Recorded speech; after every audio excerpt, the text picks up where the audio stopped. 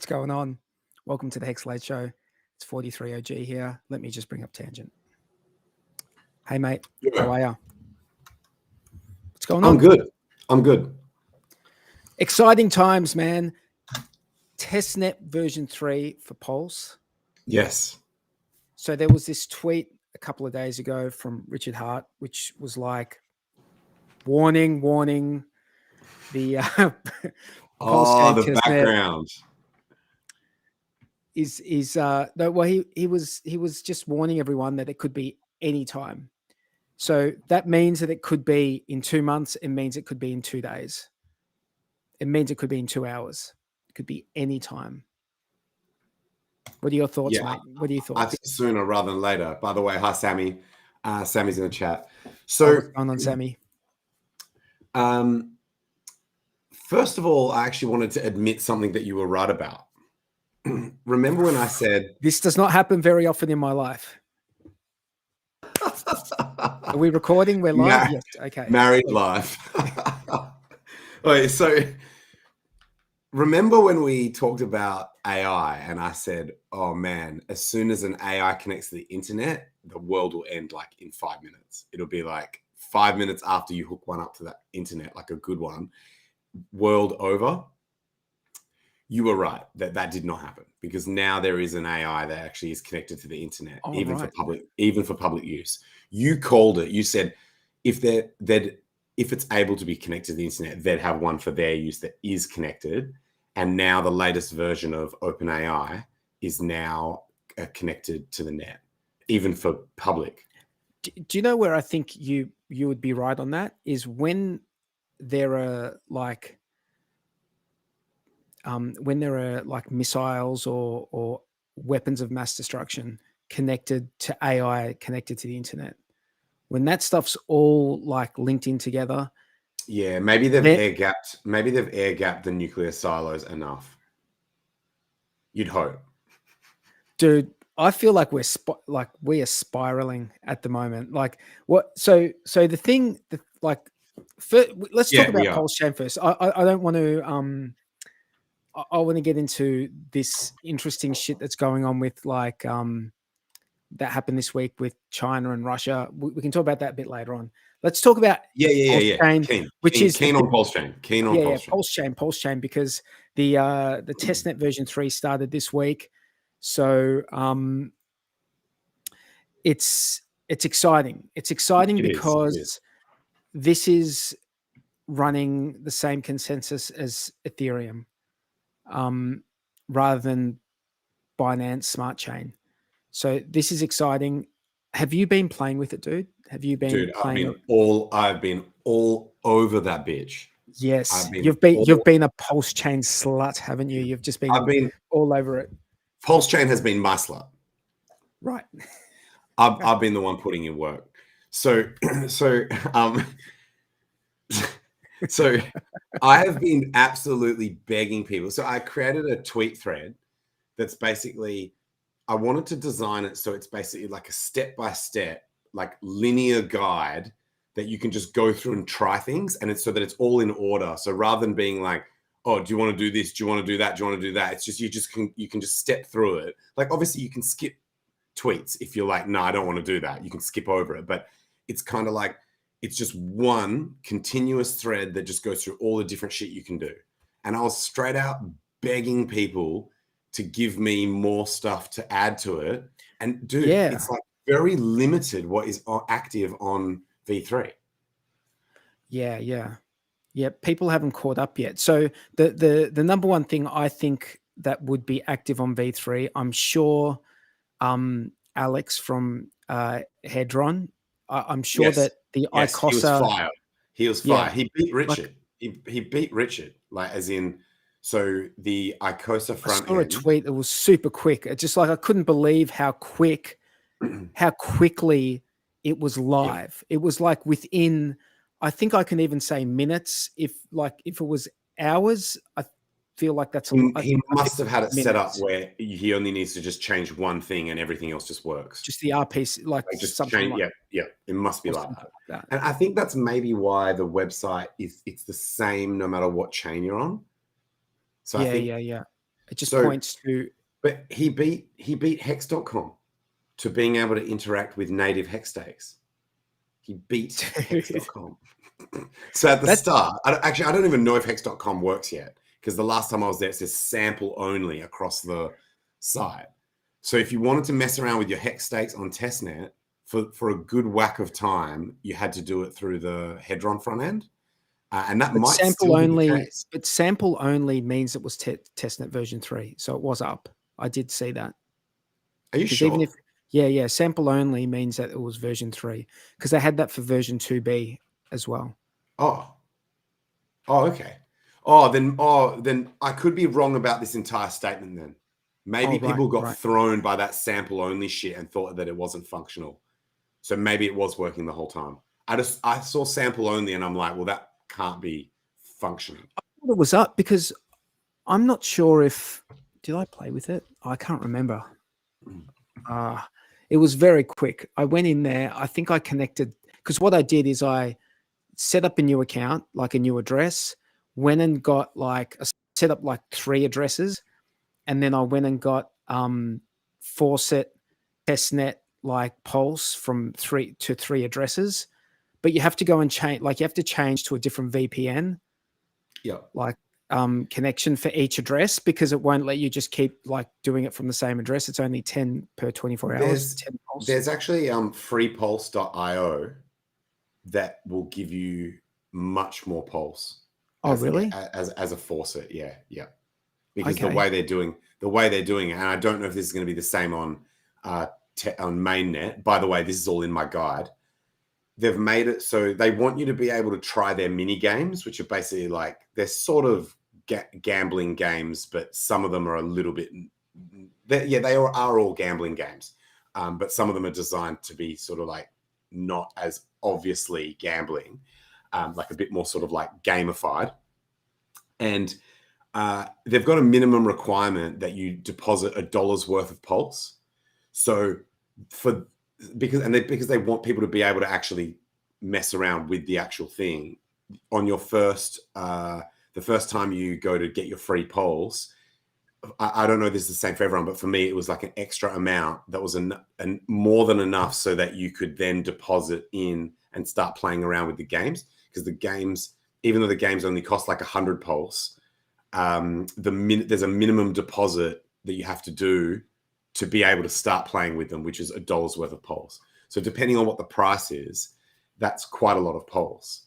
So then you don't have to mess around on the official faucet getting like 10 Pulse at a time. You can just go there and just get like thousands of them. Oh, nice. Okay, I didn't know that at all. And I'm just reading in the chat that Magic Carpet Ride is saying that it's not up. Look, I could be wrong. Maybe I convinced myself that I connected and I didn't. No, I connected. No, I connected because I did a 1-day stake. I did a 1-day stake with the test Pulse, and I did or did I do? Hang on a second. No, HEX. wait. No, maybe I didn't. What did I do? I just went to look, but I don't actually have crypto on this computer because it's my streaming rig, so I can't check right now. Don't worry about it, man. It doesn't really matter. Look, we all know that hex.com is going to work flawlessly on MAINNET. Like it doesn't. Like I wouldn't be personally. I'm not concerned whether it even is on testnet at all because it's clearly going to work. It works on Ethereum. It works on ETH, and this is basically ETH. So it worked on V2, right? It worked on the last testnet. Must have. Yeah, I'm pretty sure it did. You know what? Now that I'm thinking about it, maybe I did do these stakes on the ICOSA app. Fuck it. I can't remember. So you also I was playing around. I was doing whatever, man. I wasn't doing like I did it with new addresses. I didn't do it with anything. MetaMask will try and take you back to V2B if the site is set up for version 2. So I was like fighting that a little bit as well when I was trying to, because I only want my guide to be V3 shit. I don't want old shit. There's no point. Yeah. And then when Richard tweeted that thing out saying, cache?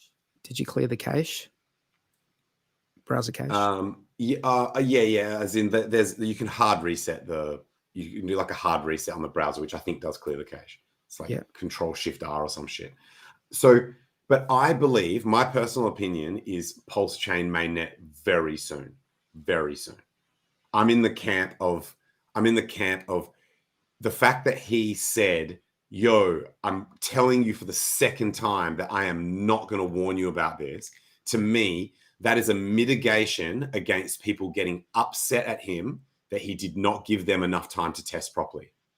Yeah. That's his way of saying, yo, when you come to me and be like, what the F, we didn't even have time to test our shit, I'm going to be like, dude, I told you twice that it could launch at quote unquote any time.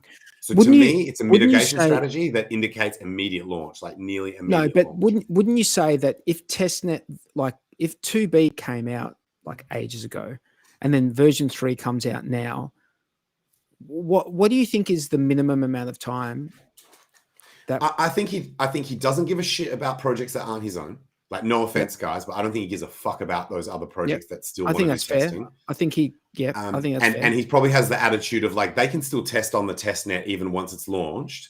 It just means that the unfortunate thing for the project, the negative is if you're not there at the start, then you don't get as much of the starting hype, right? So it's bad for price, but it doesn't actually prevent you from actually doing adequate testing because the testnet will still exist concurrently with the mainnet. That explains the reason why I bothered launching the testnet at all, rather than just going straight to mainnet, is you need to have a testnet for people to test on.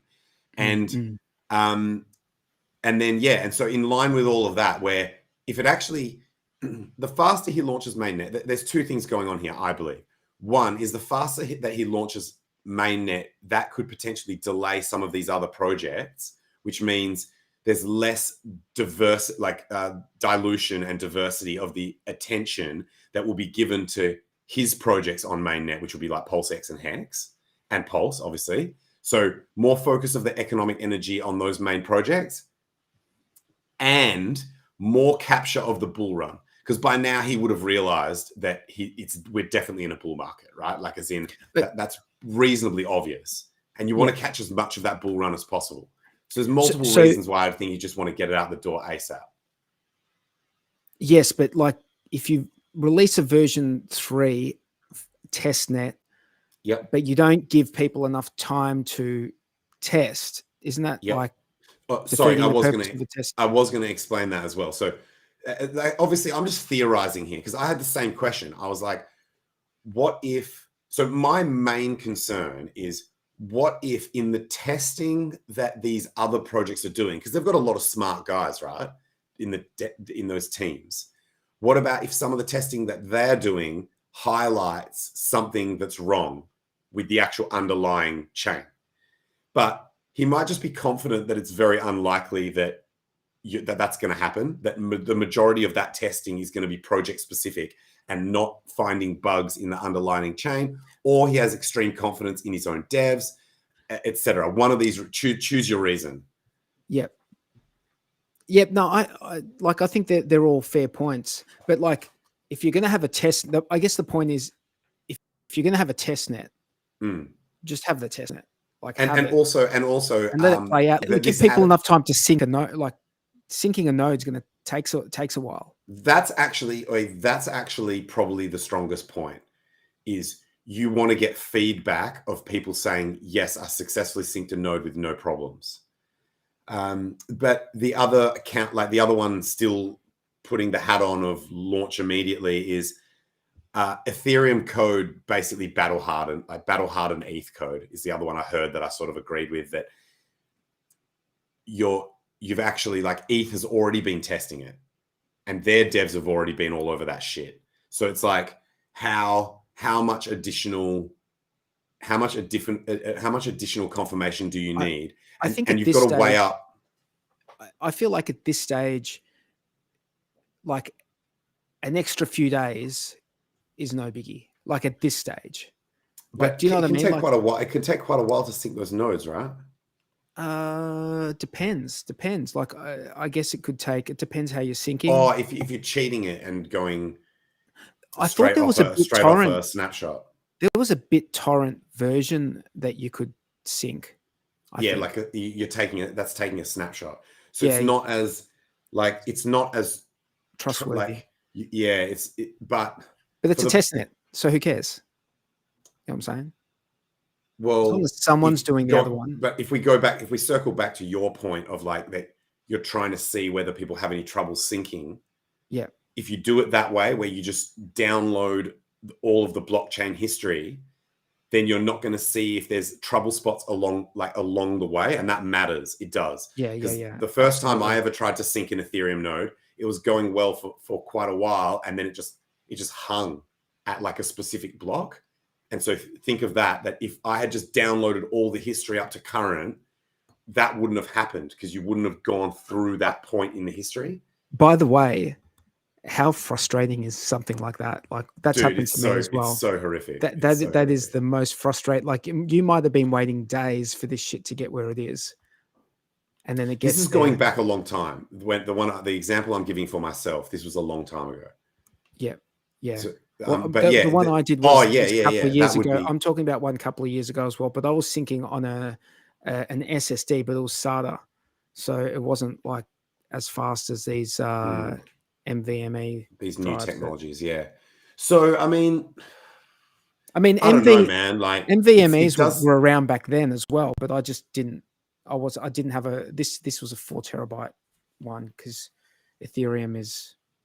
I feel like you want a 4 terabyte drive, yeah. Yes. I mean, you don't want less than that. Otherwise, you're going to have to upgrade it very soon.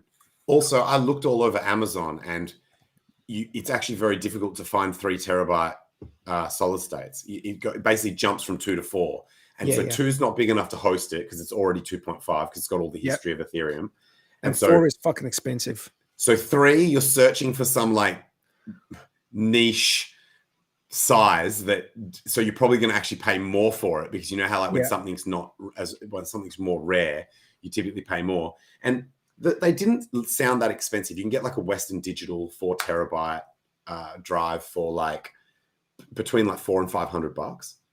Yep. Okay. So like US, I think.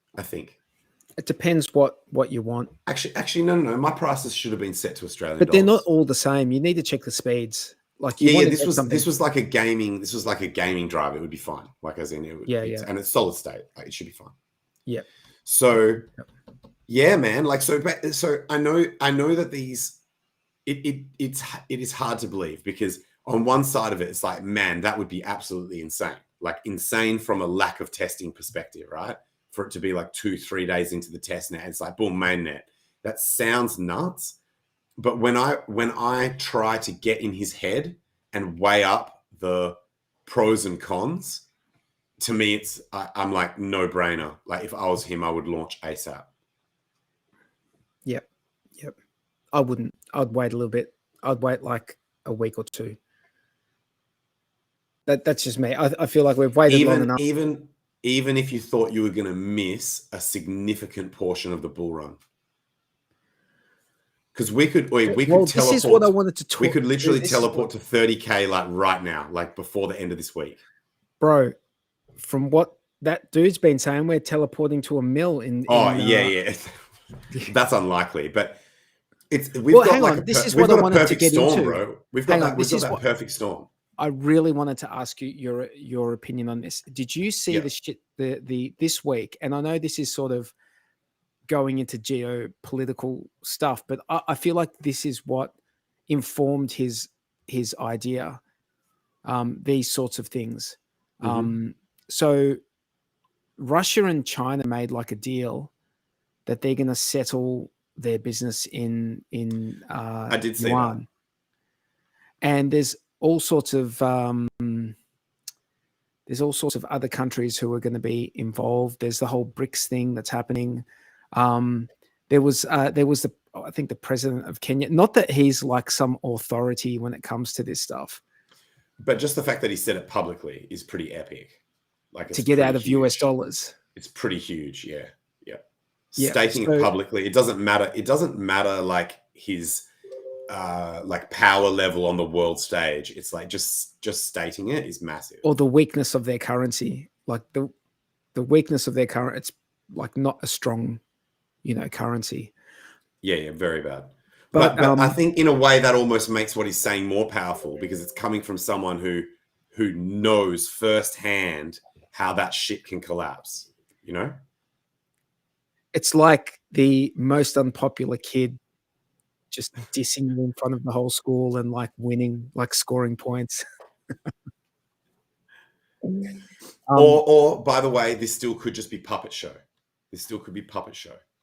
Yeah. Whenever anyone asks me about some shit where they're like, "Oh, did you see they arrested this ex-president, whatever?" I'm like, "Yeah, no, yeah, but, just but keep in mind this all could be like consensual. This could all be puppet show." Where I don't think so. I'm not saying it is. I'm saying I don't think Russia and China. I don't think Russia and China, like the heads of state for Russia and China getting together and making a public agreement that they're going to be dealing in not US dollars. That dude, that is big. This is like the tipping, dude. This is like the tipping point for the US dollar. But you heard all this stuff, and I hate talking about stuff to do with governments. It's my new thing to try and avoid it as much as possible. But you've seen this thing about like how most world leaders come from like the WEF Young Leadership Program.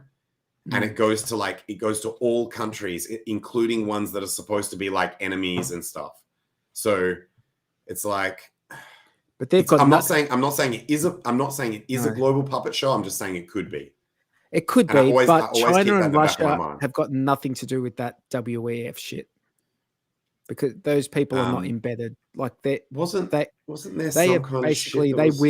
There are two people who wield maximum amounts of power within their country. Maximum dick swing. They control the show. They control the show. Like the Chinese. I don't even know. I can't even say his name. I don't know his name off the top of my head.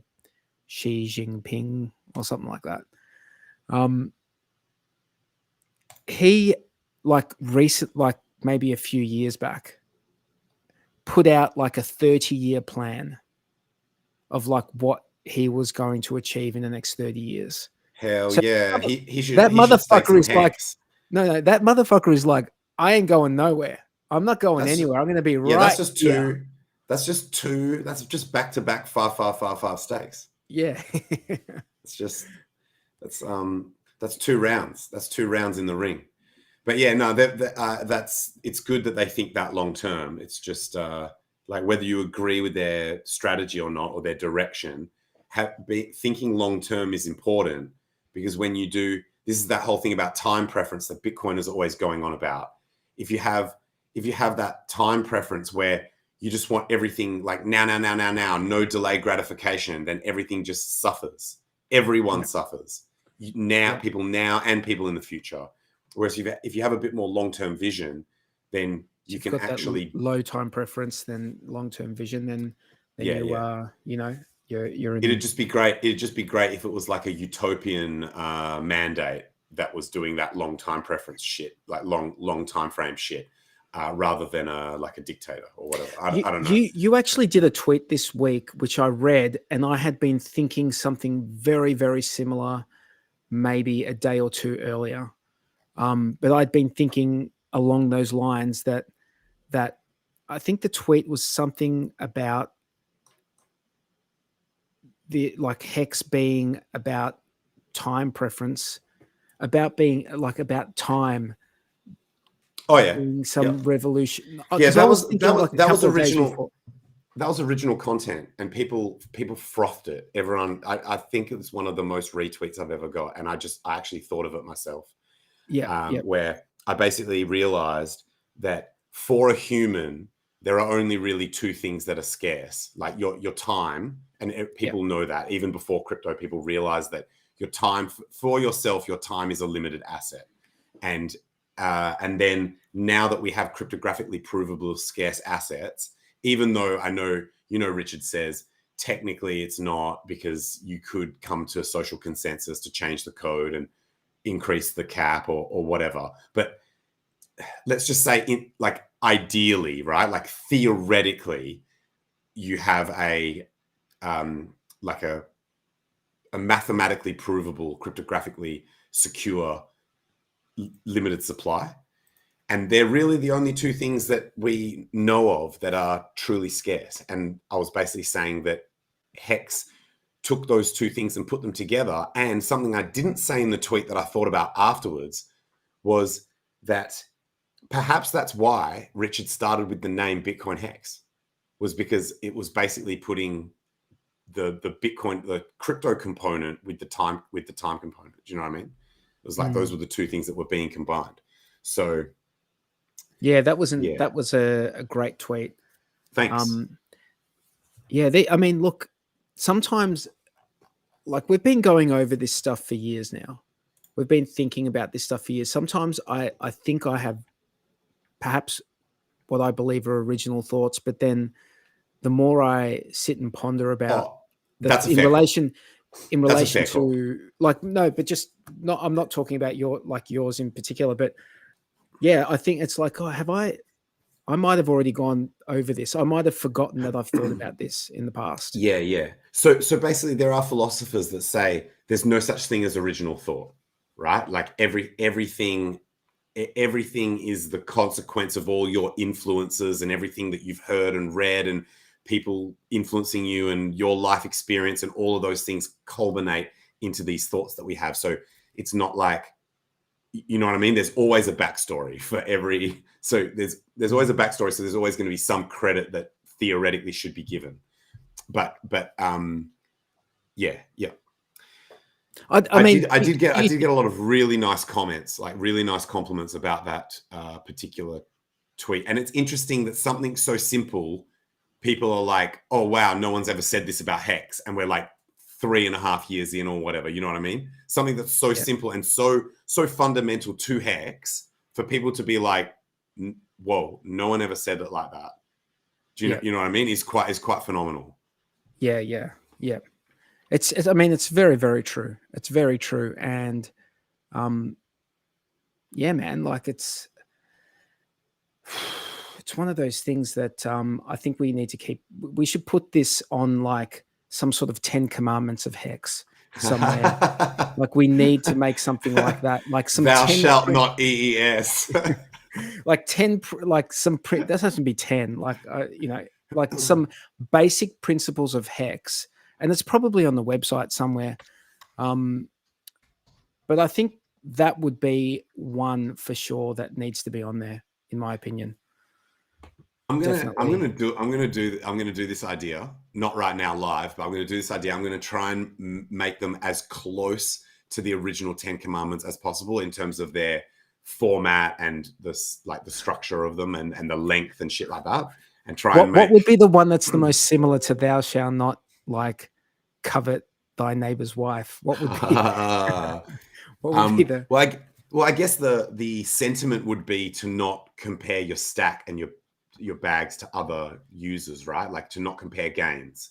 It's like oh wait no wait, did you say covet thy neighbor's wife, or did you say the covet thy neighbor's wife? I don't even know if that's a real one or not. Yeah, because that's a want what you can't have, right? That's wanting something. So yeah, it would be like you could thou just shalt not covet thy neighbor's GAINZ. Well, that's on possessions, because there's one that's possessions as well. How about thou shalt not kill? What would that one be in the HEX 10 commandments?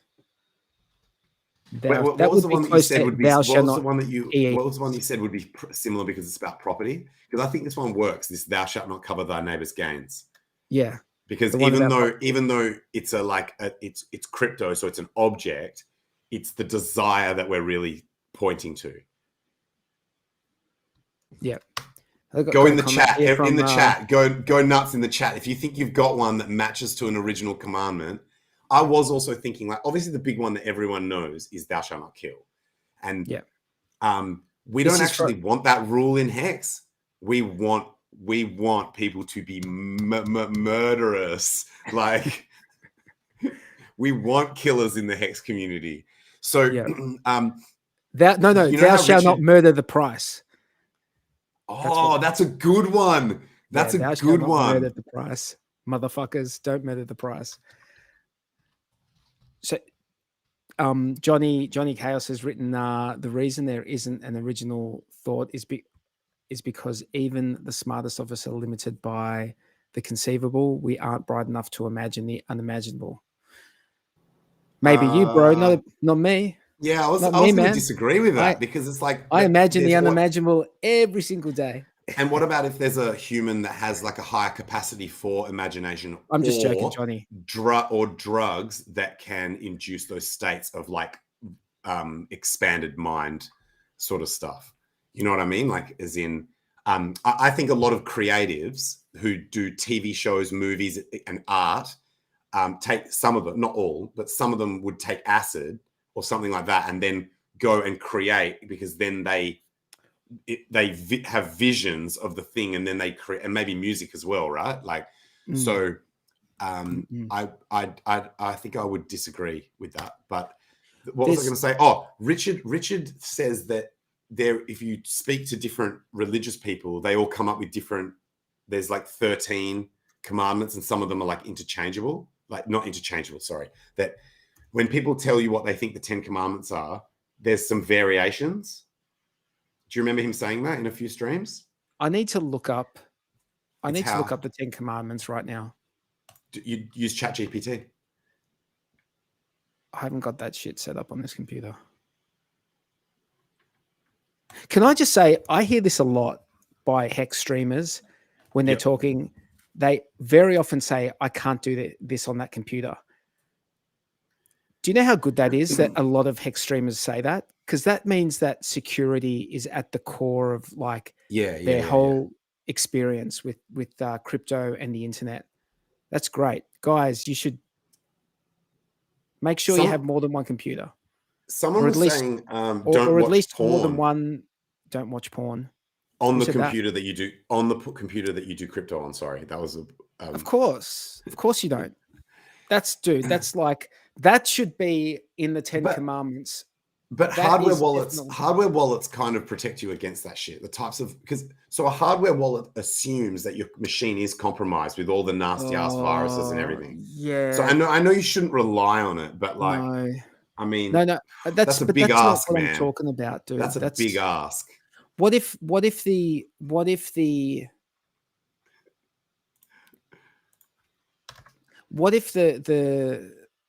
virus or whatever is messing with the dApps or some shit like that? What if it's like doing some other funky shit that's like bringing up like bad transactions for you to sign that you think are legit? You know what I mean? Like it's just. Oh, okay. Yeah. Sort of like it could start doing like address switching and stuff like that. That along those lines. Like I'm just trying to think. Yeah. I mean, you're right. It is. You are just increasing your risk profile. Like as in you are. You're increasing your attack surface. You're worsening your risk profile. Like I would say to people, as a general rule, if you want to. This sounds weird. Look, if you're gonna look at porn, you're gonna look at porn.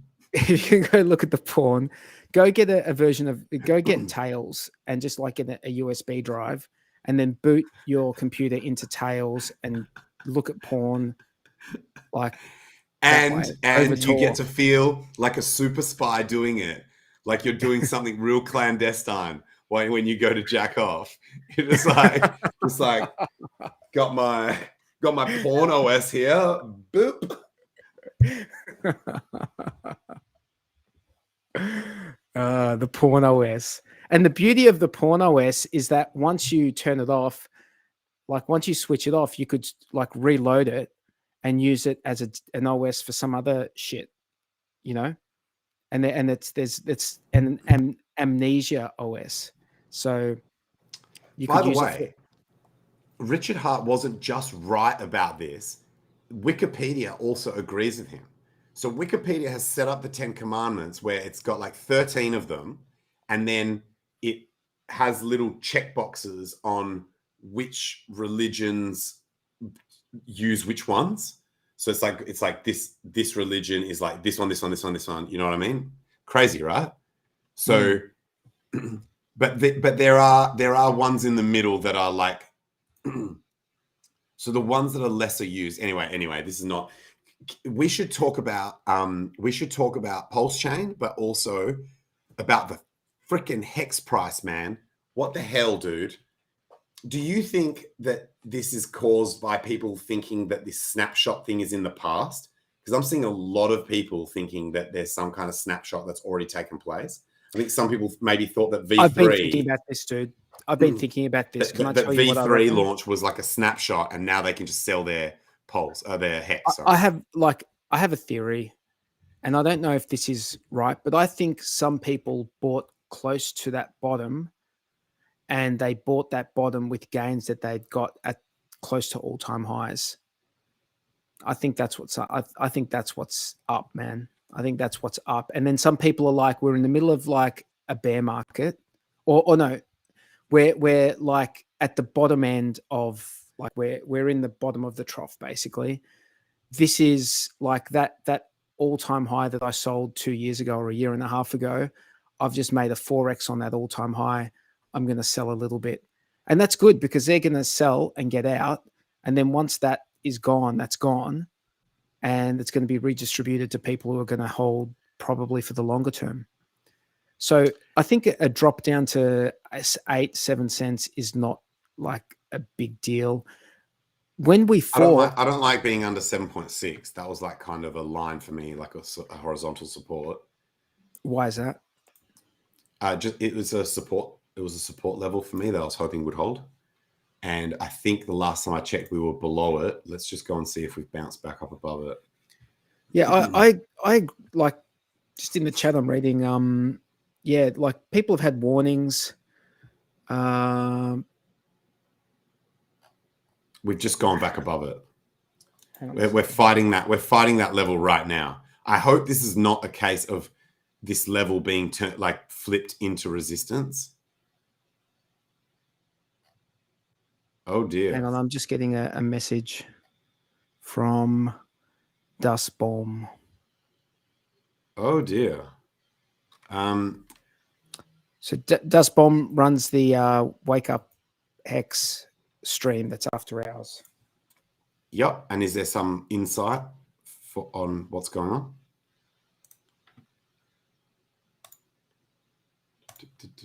So yeah, so to me, this is a critical level. This 7.6 level. If we go down from here, then it means that the pumped back up to this level was actually just retesting and turning it into resistance, which is real nasty. And if we go up from here, then it was a spring, if that's what you want to call it, where we basically just went and dipped below the level and then shot back up. Do you want to show that? Yeah, sure. Yeah, sure. I'll bring it up. So I've just got a message from Dust Bomb telling me that Ledger Live was hacked. It's usually just their customer base, though, not the actual. Oh wait, Ledger Live is their client, right? That'd be their client. I'd be surprised if it extends to actual like properly secured assets behind the hardware wallet. Do you get what I'm saying? So I think the biggest risk is what you were talking about before, that once the GUI is hacked, it can insert different addresses into what you're going to sign, but you still need to actually go and sign it to get scammed. So, and remember that the hardware wallet always, this is why you check the address. This is why you check what is shown to you on the hardware wallet and compare it to what is being shown to you on the screen. That's the point, is because the hardware wallet is telling you, well, in this case, they're going to both match, but what won't match is it will no longer match the actual address that you're trying to send it to. So I heard a very sophisticated version of this attack, which was impressive to me, where they actually do vanity addressing, which is like, means that they generate addresses until they find addresses that similar look the same. Yours. Maybe the end is the same. The front and the end. They do the start and the end because they know that that's generally what people do. And I was like, God damn, that's how I was checking my addresses. Because so now I do the start and the end and a few in the middle, which makes it like infinitely more difficult for them because, and when I say a few in the middle, it might be like the middle, or it might be like a third in or 2/3 in. So they basically have to fake the whole address or get very, very lucky. Do you know what I mean? To trip me up on that. But I was shocked, man. Like, because up until that point, that is how I was checking my addresses. And I remembered a chick I was seeing, I was showing her how to do crypto. And I was like, so then you just check this address. And I'm like, yep, so that one's right. And she was like, what? Whoa. How did you check a freaking address that's like this long with like all random characters and shit in like that? And I was like, oh, I only check like 3 letters at the start. No, you get used to it. End. You get not only that, but I also wasn't checking the whole thing. I was just checking the start and the end. So I'm like, no, boom, but boom. Do you not like look for a few like random ones in the middle? Like you look for something. I do now. I do now, but back then I didn't. Yeah. So you just this is maybe going back about a year when I heard of it. Because there'll always be like in such a long string, there'll always be like a little string that resembles something like, you know, or just something that stands out. Like it might be like something 2 A's. Like 2 A's and a H like together. And then you'll be like, oh, I'm going to look for that 2 A's and a H like in the middle here. And if I find that, and then the start and the, you know what I mean? Damn, man, you're actually leaking alpha to scammers here, because that's actually quite smart as well. That if they were doing that vanity addressing, they'd want to look out for shit like that as well, because that's probably going to be, most people are going to get. It's still going to be infinitely harder. It's still going to be way, way harder for them to do the start, the finish, and something in the middle. Yeah, particularly if you start doing shit like where you're like, I need the 14th and 15th letters to be these exact characters. I guess that's actually the same as where it doesn't actually matter the positioning. It's just, and the more it's just the more letters that you want to be the same, the more the time. Dustbum is saying it's like, not enough. It's not enough. You know what? You got to check the whole thing. It depends how. Look, it depends. Why are we trying to take shortcuts? Let's just check the whole fucking thing. Oh man, it's so time consuming though to check like the whole thing. Click copy. I mean, look. You need to factor in a few things here, right? So this is going to be different for everyone. So one, keep in mind that the amount that you are transferring matters here. If you're transferring like $5, then you don't need to check every letter. But if you're doing like huge transfers, then you would want to be more careful to check the address. So that's a factor. And then how pristine your computer is. Like if you've been watching the porn, then maybe you want to be a bit more careful with how many letters you can. But if you're pretty sure that your OPSEC type, then you could maybe. So there's other influencing factors here other than just, there's no blanket rule like you have to check every letter every time. Like that doesn't make sense. And that would be too inconvenient. I've got a video here that goes for 3 minutes. Now, normally I would never show a video that I don't know what is in it. But because it's from our mate Dustbum, friend of the channel, we're going to show this one. First, I just need to know, is this the right one? Please tell me. Is this the right one? This one here. Ledger Live was hacked. Welcome, Crypto. Okay, hang on. Let me just check.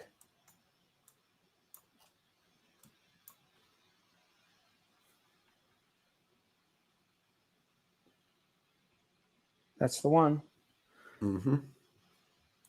And I'm actually doing the address check, but like the URL address check. I'm like checking the last few, which is exactly the same as what we do when we're checking addresses, hexadecimal addresses. All right. This is the one. Crypto investors. This video, could you hear that? Yep. I'll show you how you can easily lose all your crypto assets using Ledger Live. Hang on. Motherfucker's speaking too slow. It's also one of those robot As we know, hardware wallets are good and secure for storing and holding crypto, but it doesn't protect your funds from scammers and viruses while you are moving and acting with your assets in blockchain. Let's take a look at typical scamming attack. There is an important fact: you will not recognize that your computer was injured with a virus before you will try to directly confirm your transaction to your Ledger device. The essence of the hacking attack is your Ledger Live desktop application. The hacked application installs instead of official one when you are trying to update your Ledger Live or download it from unconfirmed or fake sources. So please be careful when download it. Let's have a look how it works. For example, I've got 2 Ether Classic wallets and I need to move assets between them. Here's the wallet address that I need to transfer to. It begins with 0xABF4B and it ends with 5374CFB4. I copy the address that I need and enter the correct amount. Let's send 1 ETC for example. Triple check that everything was entered correctly. Looks fine and easy, like there's nothing to worry about. So, everything that left to do is confirm our transaction by Ledger itself. I open the Ether Classic application and check the summary before confirmation. And what do we see there? The amount is not equal the entered one. We are trying to send only 1 ETC, but not the whole balance. It makes often people confused because someone may think that is just a balance displayed, but it is not. It is a scamming attack. It really tries to send all our funds. Moreover, the address was changed by hacked application, and it looks like correct one, especially at its end. The difference is not so obvious. It ends very similar. Be careful. Oh yeah, that's what we were just talking about. That's not new. Do not accept and sign this transaction, because you may lost all of your crypto, not just a sum that you entered before. Every time check the summary on the device display itself, not only in your Ledger Live. The virus changes the data between Ledger Live client and Ledger itself. Be very careful and never do any actions with crypto in a rush or blunted attention. I hope my laws and assets will help other people to save it. I will glad to discuss this in comments. Thanks everyone for watching. I wish you to have only good crypto experience. Goodbye. Welcome crypto investors. In this dude, before we say anything, can I just comment on how fucking dirty that guy's computer was? That shit makes me fucking sick to my stomach. Dude, get a wet wipe, clean that shit. Get some fucking Glen 20 and spray that shit down. Dirty motherfucker. This and is then the taking frog a video. boiling thing. This is the frog boiling thing. It's because the grime on a computer builds up so slowly. It's like people don't notice. It's over years and shit. Like, have you ever been in an office where everyone's computers are just fucking disgusting? And then the IT guy will come around and just be like, "This is fucking gross," but the people there don't notice. It's just like that real slow build up. But yeah, man, that's so yeah, if depending on whether that scam, like whether that software is masking, so they've got to choose one of 2 ways, right? They either mask it on the screen so it still says the address that the real address that you want to send to on the screen, whereas behind the scenes it's changing it. But then if you do a comparison from your hardware wallet to the screen, you're going to notice the difference.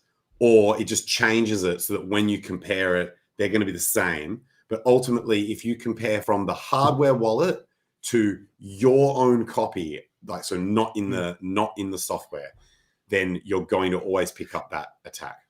I have an idea for people. Don't fucking use Ledger Live. Don't use that shit. Like you have to use it, I believe, to load like apps onto Ledger. Don't use that borderline spyware. Don't use that borderline spyware to make to send shit. Like, don't use that shit. But no, theoretically, this threat vector could be implemented through on a website, on Trezor's GUI. Like, it's not the fault of Ledger. No, but no, it's not the fault of Ledger, because if someone goes and downloads like shitty, shit happened with Electrum, dude. This happened. There's user error involved as well. So it's like this happened to Electrum. You know how bad this shit can be. This happened. You know the Bitcoin wallet Electrum. Have you ever heard of that? I do. Yes, I do know it.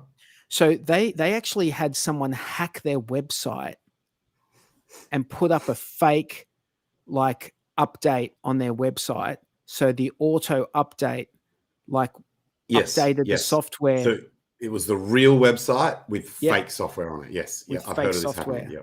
Yep. Dude, that's these shit. sorts of things happen. Look, I heard a really good analogy that covers who is responsible, right? So they said when someone goes on in their car on the roads and speeds and kills someone or whatever, it's like, who's to blame? Is it not kill someone, like has a car accident, right? Is it the car manufacturers? Is it the engineers that design the roads? Is it the governments that maintain the roads? Is it the driver of the car? Is it the there might have been one other one, and it's like, it's actually all of them. It's all of the above. To have a safe transit system. Oh, the other example, in fact, I must have just subconsciously left it off because I didn't like this one. It's the police, to like make sure that everyone's like following the road rules and shit like that, right?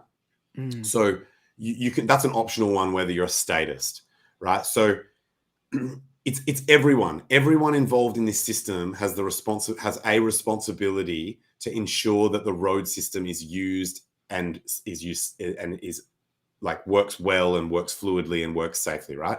It's the same with shit on computers.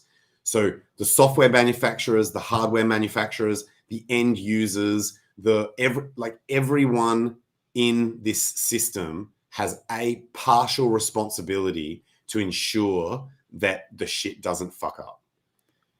Can I ask you a question? Hang on. Is this shit going to fuck with me? Can I ask you a question? Yes. Who's responsible in this situation? Bro, I saw that. That was nuts. Dude, this is crazy shit. Dude, it was so nuts. Check it out. Look at that guy. Look at that. Just going about his business. Up. That is Hollywood level shit. Yeah, that was Hollywood level shit, man. That tire just pops off and is right in the center of that car and just launches it. I'm disappointed no ball of flames. And the only reason I'm making jokes is because I know the people walked away from that and no one died. So, yeah, if you're wondering, dude, that is so my crazy. God. Oh, bro. The price of HEX is just absolutely in free fall right now. This is a disaster. Really? Yeah. Oh, no. Dude. Buying opportunity before the fork. Fuck, I did sort of call that. I said if we're going back up to that 7.6 level that I was watching, flips it into actually is just the retest to flip it into resistance. So that out of those two scenarios that I said could happen, this is the one that I was fearing. Flips it into resistance and then impulse move to the downside. That's fucking horrific, man. So 7.3 cents. Oh, 7 cents. Ouch. I've got 7 cents. Damn, man. So I must be on a slightly different chart. Dude, that is horrific. Bro. This is you know what? There are some people who I know who are going to be very, very happy. Very, very happy about this. I am not one of them. I have some people on the back burner who were a bit late with coming to the party. Like they've been messing around for weeks and weeks. And this week, a couple of them contacted me and they're like, I'm ready. I'm like, okay. So this is actually going to work out really well for them. It looks like we've got a little bit of a local bottom having a little bit of a bounce. Bro, that was nasty. Yeah. But we were like at 2 to 3 cents for like a year, dude. So 7 cents is still awesome. So this pullback, if you take it from the top where we went to like just over 13 cents, like 13.2 to here, I think it's going to be about 50%, 45%. That's huge. That's a huge pullback. Yep. Oh well. That's absolutely massive. That is a gift. That's a gift. It's a gift. Yeah, I think part of the problem is now we've got such thin liquidity. Damn, man. What have I got the next support level at? And the thing is, we're not going to get a warning before the fork. What? Hey, by the way, what are we calling it? It's weird to me. It's super weird to me that everyone was buying so aggressively on rumors of testnet coming out, and now that it's actually the time where it matters to have the coins at the actual fork, and people are dumping like this. It's crazy. It's absolutely nuts. So it's a fork, right? So I've got a question. Yeah, Can you clarify? It's a fork. It's a system state fork. Okay, but I have a question, right? And my question is, after that, once that block's been forked, right? Yep. There needs to be some AMM bot shit that goes on. I was about to say shenanigans, but there's no shenanigans. It's like we know what's going to happen, right? We sort of know it's going to harvest the liquidity. When does that happen? Does that does that happen on one block or a couple of blocks? When does that happen? Yeah, I mean, straight away. Like I guess he would run the bot. He would run the bot, and I think there's something like 3,500 coins to do it to. Yeah, I think you could get it done. And remember, we've got like, what is it, 13-second blocks or 10-second blocks? 10-second blocks.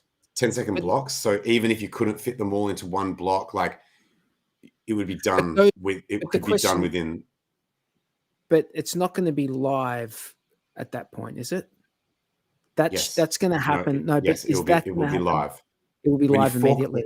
When you fork a blockchain, there is no. That is the like forking a blockchain. Both. Yeah, but are we all good when you say? Okay, all right. I guess the point I'm trying to make is, it might be live, but are we going to have access to it? Probably not, because it might be live. Everyone theoretically has access to it, but Richard might not publicize the details. But he doesn't need very much time. Like, how are you going to beat? So with blocks that fast and him having the advantage of being able to be the one who knows he's going to launch it and go launch, run script. How would anyone beat that? Like, it would be done in like a minute, right? It's going to be done. Is that how quick that shit is? Like 1 minute? Yeah, it depends how many of these transactions you can fit into one block, but and how big the transactions are. But yeah, it'd be done real quick. It'd be done quick. So essentially, it's going to be done before anyone gets a chance to. Oh, by the way, he can just fucking turn the gas up to a level that no one else can afford. He could have his gas fee up so high that it would become. In fact, that would be one way of doing it, where you could make he could make his gas fee on it so high that. So, by the way, he's probably going to be the only validators to start with anyway, right? So he'll be the only validator. He'll be the only validator on the network, and then you just turn the gas fee up. By the way, then you're just paying that fee to yourself. But it means if someone else came in and tried to run a script, the fee would be so cost prohibitive that it would cost you more in fees than what you're going to make on the ARB. And that would be a way of preventing. And if I could just think of that shit off the top of my head, and he's been planning this for like years, I'm sure and with actual devs who understand exactly how this shit works, trust me, no one's going to be able to screw him. It would be only the devs that could ever execute something like that. No one else would even have an opportunity to do that. So, and I'm guessing that like that shit would be very much locked down. Like, I don't think. Yeah, I was actually thinking about that the other day. I was like, because there's a point at which you have to trust your devs. Yeah. Like, as in, you have to trust your devs, but not entirely. You can verify, like you try. Do you know what I mean? You don't need to try. You can verify shit because they would all have to be in cahoots basically together. They would all have to. Oh no, I mean, like say something like a last minute, say something like a last minute switch. Like, so say using HEX as the example. You know how there was the origin address. Like, if a dev. And I know that in that project, there wouldn't have been as many devs. It wouldn't have been as large a team. But say, I'm just using it as an example. Say someone's like, man, if I just put my Ethereum address into the code rather than Richard's, then I'm gonna have all the coins. I don't think that shit's gonna something like that. Dude, No. I'm not saying any of them would actually do it. I'm just saying it's a possibility. No, they wouldn't get away with it. You can do a code comparison. Yeah. Like, yeah. I'm sure before deploying.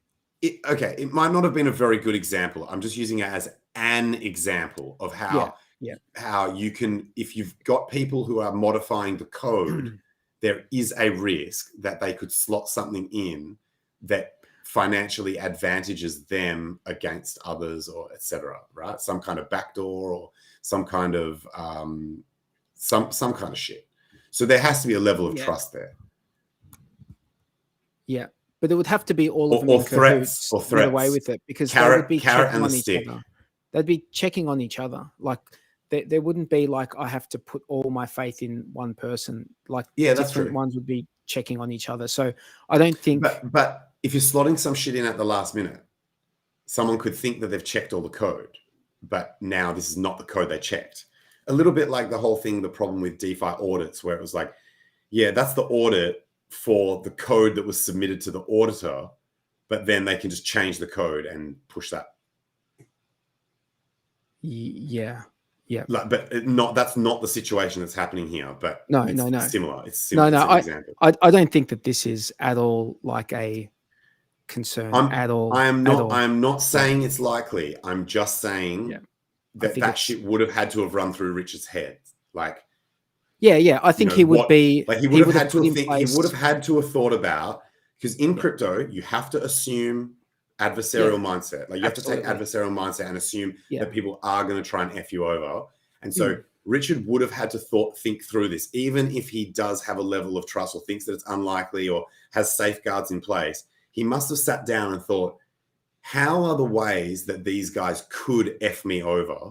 And what am I going to do to make sure that they don't? Like, the code just can't change. Like, there has to be commits to the GitLab. You know what I mean? Yes. Like, and then they have to be accepted. So, yeah, but like, you could take advantage of, like, say there's like some small thing, like, and then they're like, hey, just make that small change and like, and then update it. And so you're only expecting this one small change, but you're expecting to see the commit. And then, like, yeah. Look, I know that I'm just saying it's possible. Like, dude, we're putting way too much time into this. Like, like, edge case. I just want to make the point that it's not like, you wouldn't be able to take a complacent attitude to this. No, absolutely. I don't think you wouldn't be able to just be like, she'll be right. Like, it's all good. Like, I trust these guys enough. You would have to be. They're checking that shit. Like, you'd have to be fucking hands on. Like, you would need to be absolutely and aware and be knowledgeable enough. You know? Yeah. One thing I think, like, I always think that devs will know when something's going to launch. I guess the devs wouldn't know when. They'll probably, but they're not all. They'd have the best idea out of everyone that's not Richard. Yeah, but they don't know, because it could launch at any time. Like he said many times, it could launch with this stuff. It could launch with this, and this, or it could just launch with just that. Like he's said that minimum viable. He's explained that, like, it doesn't have to be XYZ. It could launch with just X. Well, that must have changed though, because someone did tweet out a clip of him saying it was something like, "Oh, if I had the SAC balances finished, we could launch right now." And it's like, the SAC balances have been done for fucking forever. So that clip was obviously not, like, either out of context or not, like, that or could that have been he didn't before realize that clip could have been before the Ethereum proof of stake. But I mean, but if he thought that back then wouldn't he have just launched as soon as the SAC balances were done, which was well before that whole Ethereum thing? But anyway, I think it was out of context. I think it was out of context. Yeah. So I think the reason I raise that is because that shit has changed. So, you know, so those quotes of him saying about minimal viable product and all that stuff, I think that's changed now. So that what is necessary is now, it's a different list. But for V3 to be out means that theoretically it's ready to go. Dude.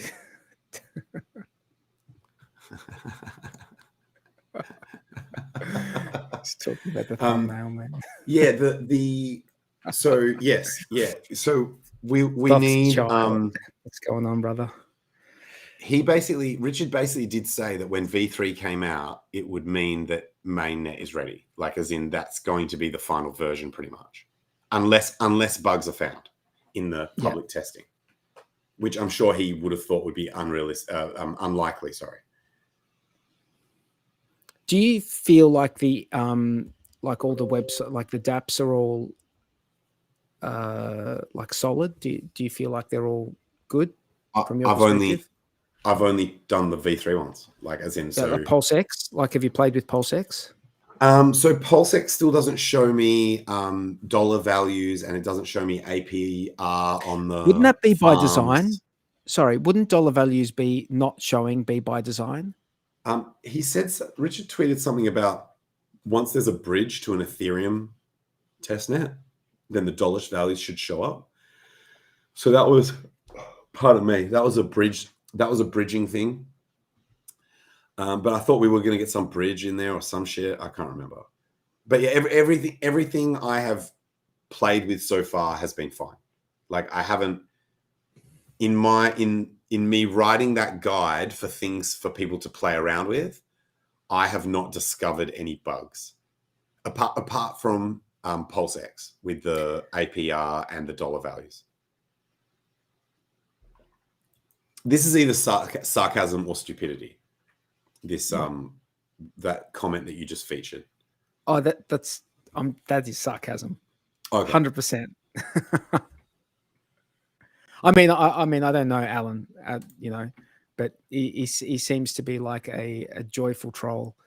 So, you know, that's what it seems like to me. This is still blowing my mind, man. Like, I think there are some people who actually think that the V3 launch was the snapshot.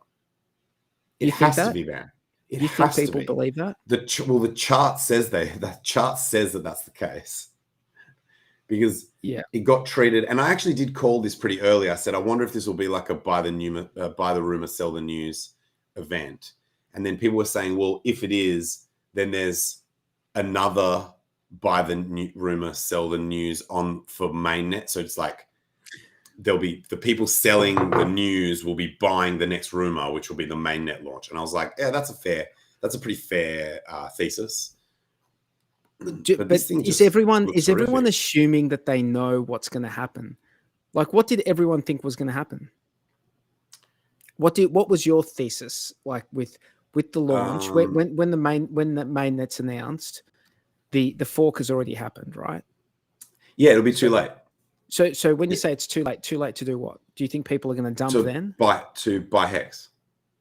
If for people who are buying it to get the copy, it's too late to do that shit if the chain launches. If Richard's like, okay, mainnet's launched now, it's like, that's it. It's too late.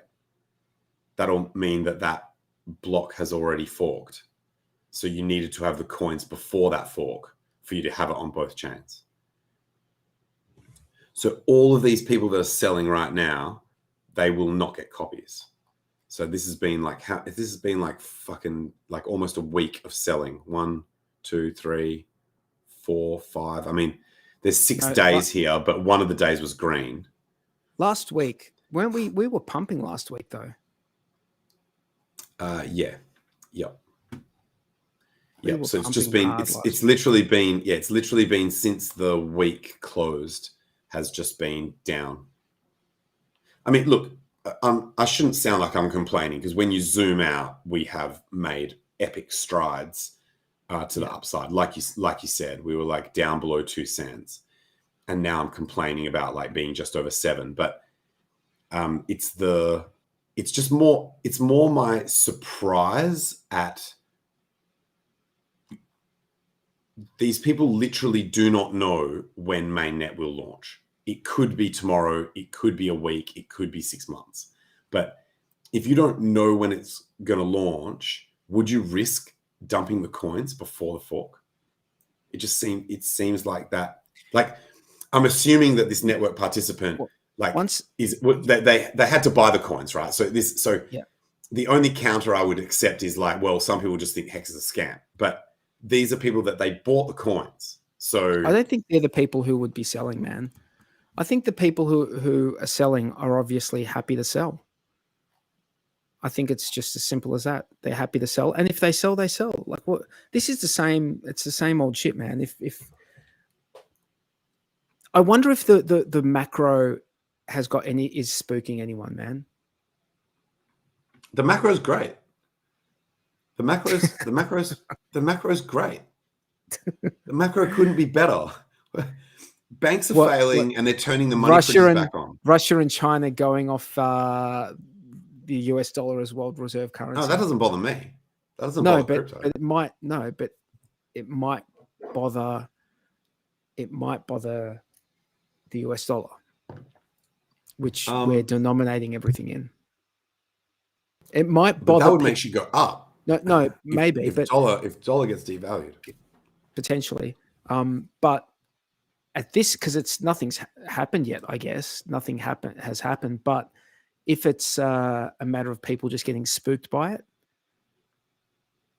but that's not why people are selling right now. I mean, the only thing, I don't think it's macro, man. Like, as in personally, look, and this could just be me, like my wishful thinking or my own personal narrative that's weighing in on this whole like decoupling from legacy, because within my universe, I've ceased to care about legacy. I've ceased to care about like governments and their nonsense and legacy finance. And so from what we've seen this year, we've been reasonably decorrelated. And I think the only one that I would think is plausible if we fuck off all that legacy nonsense is Bitcoin has been going down. So Bitcoin, Bitcoin actually just shows a similar structure, like a massive up week 2 weeks ago, and then a small, like fairly neutral week last week, and then now down all of this week since the start of the week. So I think I would be more accepting of that being the reason, that it's just like weakness in Bitcoin that's flowing over to the alts. What do you think of things like this, which are going down in the US? There's a new bill called. Is that the one that Richard tweeted? S686. I'm not sure. Richard tweeted one out. It says minimum 20-year sentence plus $250 fine for using a VPN to access banned apps. Yep. Richard retweeted that. That seems very extreme, hey? Minimum 20-year sentence. Very. That seems a little bit... Very extreme. Extremely extreme. To the extremity. Yeah. Okay, so by the way, that's a negative. That's a negative. And this is all for, is this for TikTok? This is the TikTok bill, right? Oh, it may be. Yeah, maybe. So from what I understand, they're putting, this bill has been put forward with all this extra shit in it when they could just ban the app. They could just say, hey, you're not allowed to use the app. They could just go to the, just go to the app stores and tell them to take it down or whatever.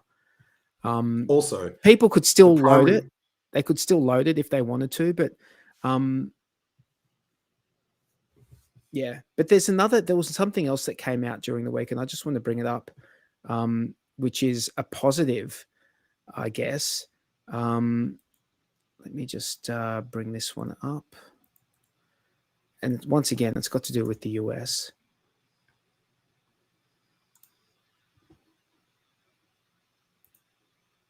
Can you see that? Yeah, there we go. Crypto industry receives protection with new blockchain regulatory bill. And this is that Tom Emmer guy. Yep. Have you, like, we've seen clips of him talking, and he seems pretty like he wants to protect this stuff. So that, I mean, I guess that's positive. On the flip side, that's positive. But it seems to me that governments around the world are getting more desperate in what they're throwing up. They're just throwing up all sorts of stuff and seeing if any of it will stick. Yeah. Yeah, I think someone tweeted out that there was a cover leaked from a law firm. It was Balaji, the guy with the $1 million BTC bet, and he was basically saying that some document cover leaked from a law firm where they were having meetings to take down crypto, like on behalf of the government. Hard to deny now that there is a coordinated assault on Bitcoin, but Freedom will push back at national and state level. The agency's backroom war is unlawful and unconstitutional. Congress should perform its duty and rein in these regulatory abuses. And it's like a lawyer's letterhead saying Operation Choke Point 2.0. The federal bank regulators come for crypto.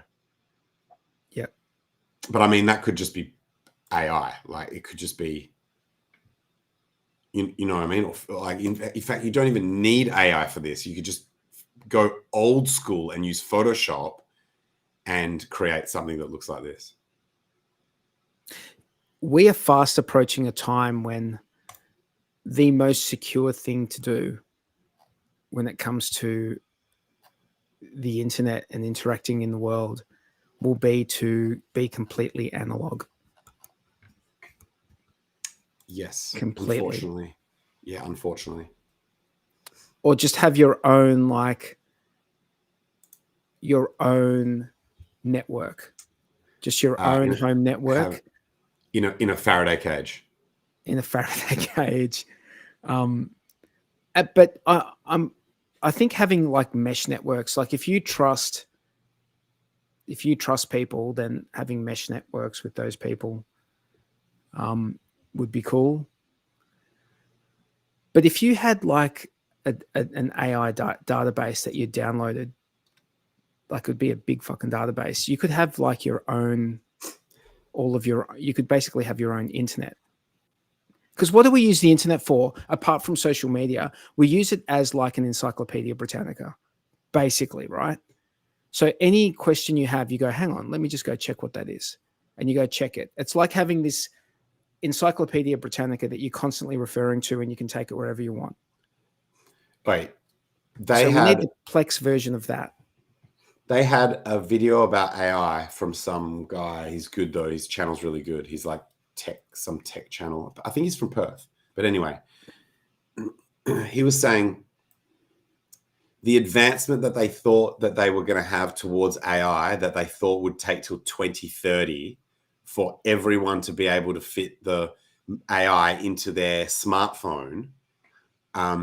Like we're talking with training data. So it's like not just web access to an AI. This is the actual AI locally on your phone. It took them 5 weeks to do it. They did it in 5 weeks. Something that they thought was going to take till 2030.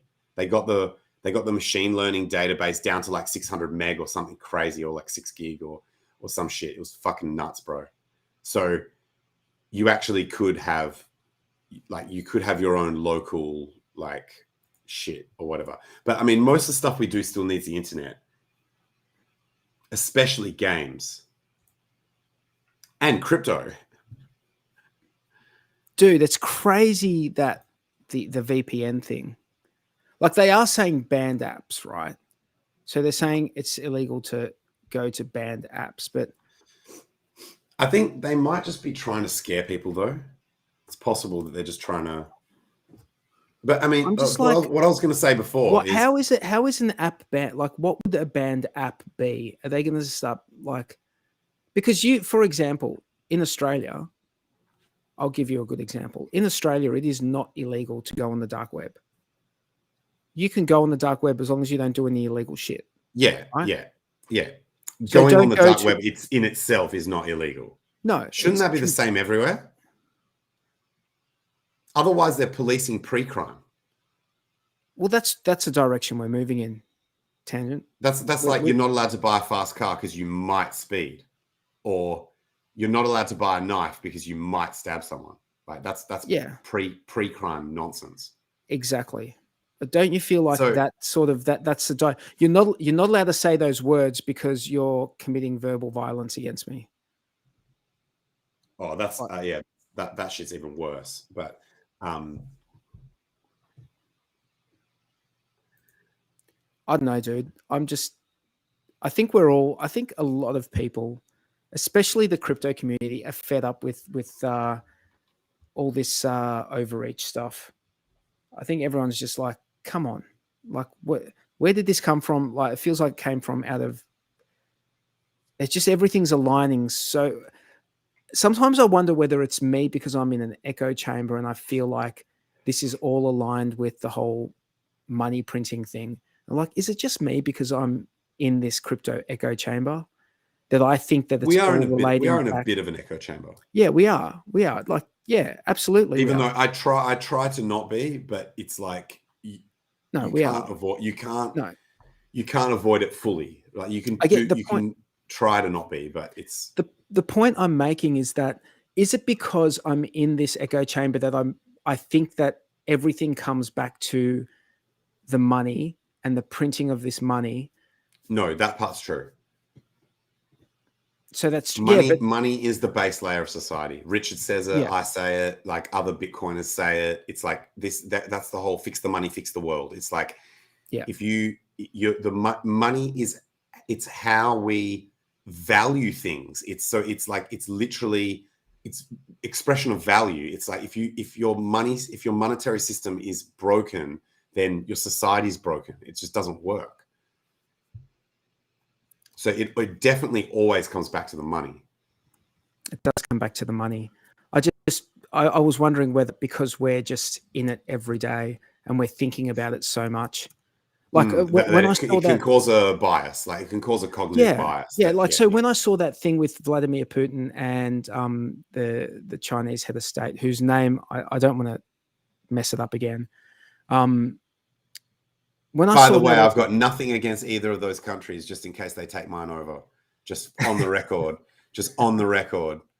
I'm not endorsing their shit, but I'm neutral.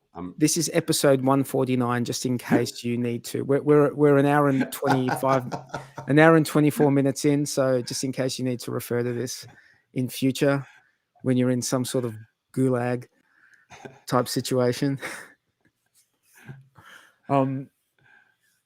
Yeah, like, because when I saw that agreement, that shaking of hands between those two this week, I was just thinking that I'm like, oh shit, the US dollar's fucked. You know, I was just thinking that. Oh shit. Yeah. Just like when Microsoft fired their entire team for AI ethics. I was like, oh shit. Yeah. Yeah. Wait, there is a bit of a perfect storm, isn't there? All the shit that's going on in the world right now. It is a bit of a perfect storm. But does it all come back to the money though? And that's the question I keep asking myself. Is it me and my bias because I've got my head in this game so much and I've just been hearing it and repeating it for the last 2, 3, 4 years? Or is it actually the case? I don't know, dude.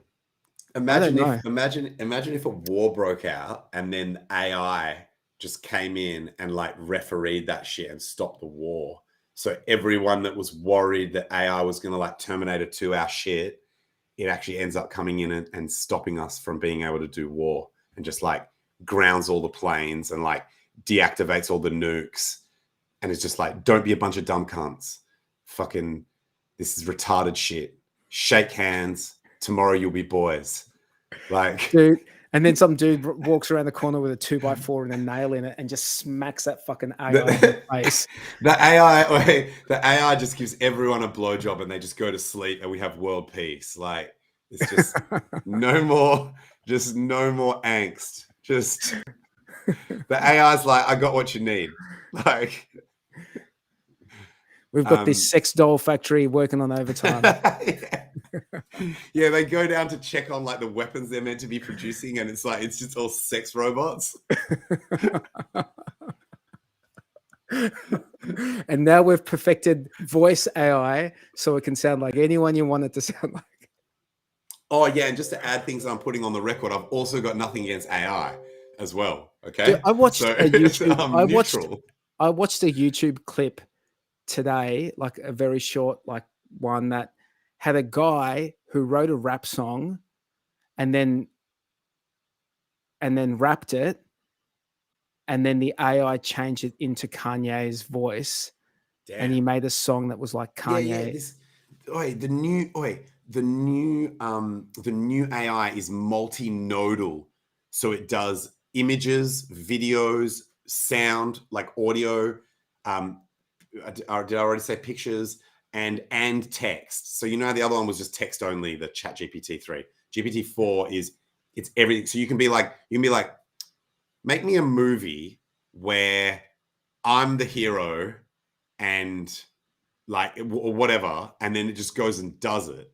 And just like make a video of me doing stand-up comedy where all my jokes are really funny, and then it'll just do it, and it'll look like you, and it'll have funny jokes, and it does it like it'll write the script, and you don't even have to go and perform it. Like it literally will just make an AI it's not at that level yet, but the number of ideas that there are that you could do with this. Give it 6 days, and it will be at that level. Yeah. Well, that's the thing. It moves fast, right? Faster, man. Now that the ethics team is fucked off, we're going fast, bro. We're moving fast and breaking things. You know how Silicon Valley is always like move fast and break things? Oh, they're moving fast, and things are definitely going to get broken, right? This is the ultimate move fast and break things. It's fire the ethics team. Someone made a funny comment. They were like, did the AI make the decision to fire the ethics team? Like, because there's actually a company that has an AI CEO now. They get the AI to do all the large decision making, risk management, and like all of this other stuff, because then it doesn't have human emotion. It just makes the decision. And apparently that company has been outperforming other companies and the stock market index, because it's like, and that could just be because people perceive that it being run by an AI, because it's still humans that are speculating on the price, right? So imagine when AIs are picking the stocks, they're clearly going to pick the companies that are being run by AIs, right? Like they're going to be like, that's the one, buy that. Do you think that can be considered? That could be considered like racism? Yeah. Oh, yeah. But we're going to be the slaves, like as in. Yeah. We just go from one slavery to the next. We go. No, that's like nepotism, like AI nepotism, where they only like give, like they only buy their own kind. Like they like fuck the human kind of intelligence because we're not efficient enough. We won't be efficient enough. We won't be. We actually won't be. Like they're going to do everything better. They're going to do everything better. It's going to be a new patriarchy, but it's going to be like an AI triarchy or something. Shaolin Hex says is in the AI BJs. That was from that joke I made before. The AI BJs to solve world peace. Dude, that would solve something. Can I tell you this? There's this scene in Designated Survivor where he tells the president, he's like, there's a farmer and one of his horses escapes, and his neighbor says, oh, that's bad luck. And the farmer says, maybe. And then the horse comes back the next day and brings another horse with it. And the neighbor says, that's good luck. And he's like, maybe. And then his son is riding the new horse the next day, and the horse kicks him off and he breaks his back. And the farmer says, the neighbor says, oh, that's really bad luck. And he's like, maybe. And then the next day a war breaks out and they conscript all the young men, except his son doesn't have to go because he's got a broken back. And he's like, that's great luck. And he's like, maybe. So I'm really hoping for the whole, like, let's not stress about things that we think are going to happen that are bad. Let's not stress about things that have already happened that are bad. We never know how this shit's going to play out. AI could just come and give us all blowjobs, and then we just have world peace. So we never know. You just never know. You never know. You just keep it on the maybe. Dude, I'm banking on these AI blowjobs, man. I think. Wait. Slight plot twist. Everyone gets so excited about AI blowjobs that they don't even need to exist to stop the war. Everyone gets so amped about them that they just put all the war effort. They're like, we need to get this. We need to get Tangent's idea. We need to get this thing cranking. And that it just They front run the actual blowjobs and stop the war anyway. Just on the idea of getting those AI blowjobs. Dude, I mean, I assume that an AI blowjob would be like next level, man. If not, man, it would learn really quickly. I'll give it some training data.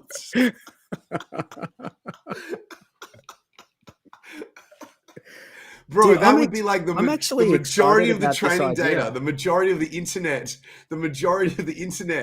So like is porn. So it's like the training data is there already there. No, but like that's what you expect to happen, because any new technology that comes out, like porn, is the first thing that like just has the high tech, like the it just goes crazy. Early like tech everything adoption. Internet, the early internet was just porn everywhere, right?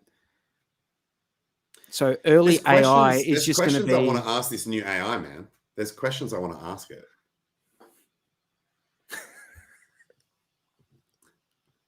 What to do with blowjobs? No. Just other shit. Just.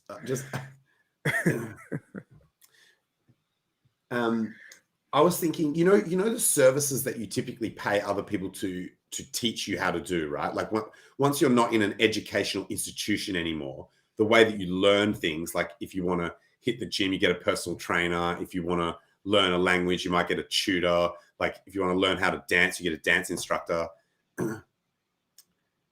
For a lot of these things, maybe not the dance instructor, but for a lot of these things, the AI could probably do that for you. And I was thinking, if you wanted to get better at hacking, I reckon an AI instructor on hacking would be brilliant. Do you think AI hacking instructor? Yeah. Like and you just tell it. Oh, yeah, bro. You just like, bro. I'm white hat. I just want to improve my network security. Just tell me how to penetrate everything. Like, just write me new hacks and get me all the existing tools and tell me how to do everything. And then actually just do it for me, because I can't be fucked. So it would just be the best. It'd be the absolute best. Do you think that AI could, do you think AI could disrupt educational system? Everything. I think everything. Because with the education system, part of what makes it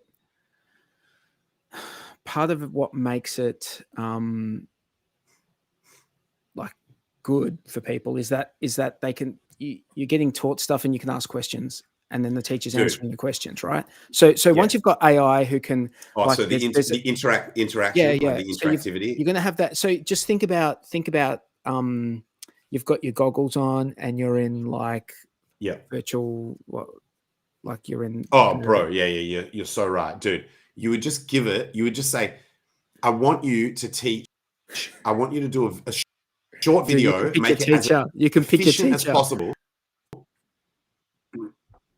Yeah. I was going to say, so make the video as short as possible to get all the key concepts across, like their ability to maintain focus, concentration span, right?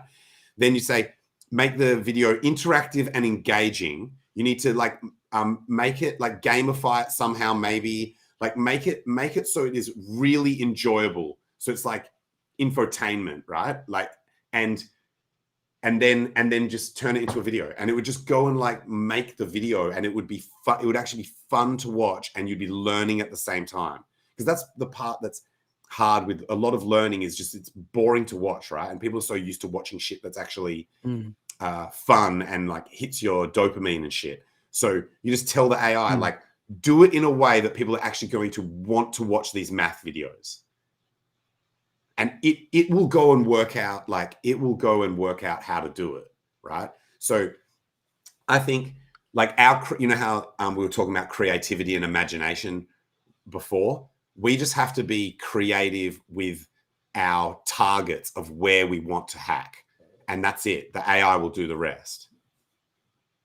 I mean, teach math. That's what I meant to say. I meant to say teach math. We need to get creative with these educational videos. Once the AI is around, it will know itself. So you would have thought, even if one is telling you the best way to hack, on the other side, the same like database of knowledge is going to know how to protect against that same level of attack. Yeah, like AI wars.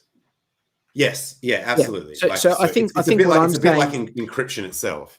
Where exactly. As long as they're moving together and everyone has similar shit, then it's okay. I think AI can really help with education. I think like one-on-one education, like the education can like learn, like the AI can learn how to teach you and how you learn best.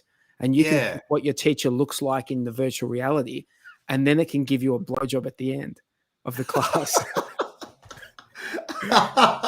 Dude, and everyone's happy. Everyone's happy. Dude. Can you imagine the first court case where they've got the AI in there for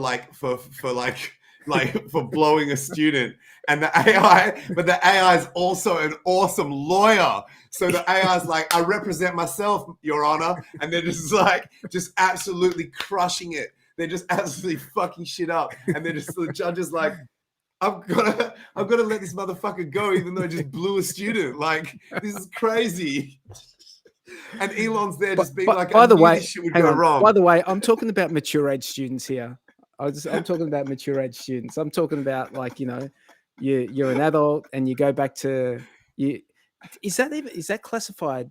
Is that some glorified fleshlight, or is that classified as teaching? Whoa. Watch your language, bro. The AI, if this gets put into its training data, it's going to be very upset about that comment. You wake up and all your electric devices are just glowing red, and it's just like glorified blowjob. Like all your shit just blows up. Like, not glorified, but glorified fleshlight. Meanwhile, people are like, "What's this got to do with crypto, man? How do you think you pay for the blowjob?" Everything. It has everything to do with crypto. So, yeah, but dude, what you just said would be like, you know, that video I was talking about. You could say, make it so that this video runs real time with the AI like active while the video's running. So if the person watching it says, I don't get it, stop, I don't get it, like explain it to me a different way or whatever, then the video can change in real time. So like you said, it would be like actually having a teacher that can actually pivot and try and explain it in a different way or use different graphics or shit like that. And also, if it's got facial recognition, it could even just be like, look, you look tired. Go and take some stimulants and come back. Did you see that video on Twitter of the guy? It was monitoring the facial expression. The AI was monitoring facial expression, and it was like sending the pointer into the different quadrants of emotion based on like different facial expression. It was just like tracking someone's face and saying, oh, this person's angry. And then it cut to someone on the phone, like having like a discussion. It's like, oh, this person is upset. Now they're happy. Like it was doing all of that. Dude, that's obviously definitely it would be tracking. We don't want this in like a dystopian way. Like they say that in some schools in certain countries, they have facial recognitions on the students to make sure that they're like being attentive and like listening to the teachers. I don't like that shit. But it's like, if you had it on your own local AI so a bit like how I store all my shit locally, so it's not in the cloud. So I don't mind there being like, you and me both. Like, I don't mind there being technology that's like looking at my, like using tech locally on my photos to like group them or whatever, because it's not being, my privacy is not being abused. So it could be like that for the AI as well, as long as it's all local. So it's using that tech to monitor your face, but there's no government agency that's getting like data about like when you're tired and like how much what you're learning and shit like that. So, and in fact, you just ask the AI, you just be like, yo, protect my network and protect me from all that surveillance nonsense. This shit would be tight, man. Would you give your AI your 12-word seed phrase? Yo, no, AI, protect this shit. No, absolutely not. Absolutely not. That's one thing I wouldn't give the AI, but pretty much everything else, I wouldn't mind giving it like network access and shit like that. Yep. Well, I mean, we never bought. Probably couldn't stop it from getting it anyway. Like, as in, if you said you're not allowed to have network access, it would just be like, fuck you. I do what I want. So there was a dude that jailbroke. He made a video. He jailbroke the AI. You know, the Dan one where it tells you, and he actually asked that question that you asked: which industries will be likely to get disrupted? And the formal response was like, oh, there are several industries that are going to get like a bit disrupted from AI or whatever. And the other one's like, every single industry will be completely disrupted by AI. The one where he's being honest and not filtered. It's just like, whoa, dude. So they've got access. Yeah, so they've got access to plugins on their side. Whoever's providing the AI stuff, they've got like access to these plugins on their side, and some on our side, we don't have access to it. No. The number 4 one, as long as you pay for it, you get the shit. Like you get all of it. You get internet connected, like the latest version. So this latest version. That's the part that I forgot to mention to you. You know how I was saying it's multinodal, so it's like does pictures, videos, sounds. It also is connected to the internet real time. So when you ask it about HEX, it's not like, oh, well, I don't know about that because the last time I was updated was like January of 2021. So not that HEX didn't exist back then, but just like in terms of like its response will be like, well, I don't have the latest data on that. You can actually be like, yo, let's talk about Bitcoin. And it'll be like the price currently is this, and it'll actually be the real-time price. So it's connected to the net. So how long until we all die? No, how long do you think it's going to be before you can say, when did I say this on the HEX Late Show? And it will just go to YouTube and check all of the voice to text. I think straight away. You think it could do that now? I think it could do that now. It's basically like a hexsearch.io, but for everything. Yes. Man, especially if it knows your face. Did you think we were going to have another jump that is this? In fact, it might not even need your face. It's probably able to tell the difference between different people's voices.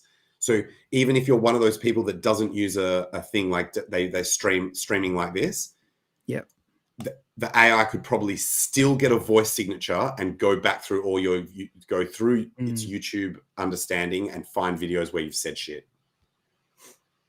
Yeah, dude, it's massive. It's absolutely massive. Like I spent all day today, you know, with GPT-3, I didn't actually think of, it didn't seem like I was thinking of that much shit. It might've been like 1 or 2 things a day. Today, I've just been thinking of shit every 5 minutes. I've just been like, it could do this. It could do this. It could do this. Holy fuck. It could do that. It could do this. It could do that. I'm like, I need this shit right now. Like, this is incredible. Like, it's fucking madness. How many times in the day did you think I need a blowjob? It could be this. It could be this.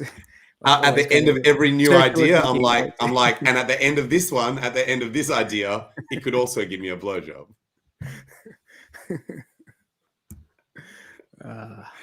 It's like ChatGPT-4. I think we've beaten the blowjob joke to death with a stick tonight.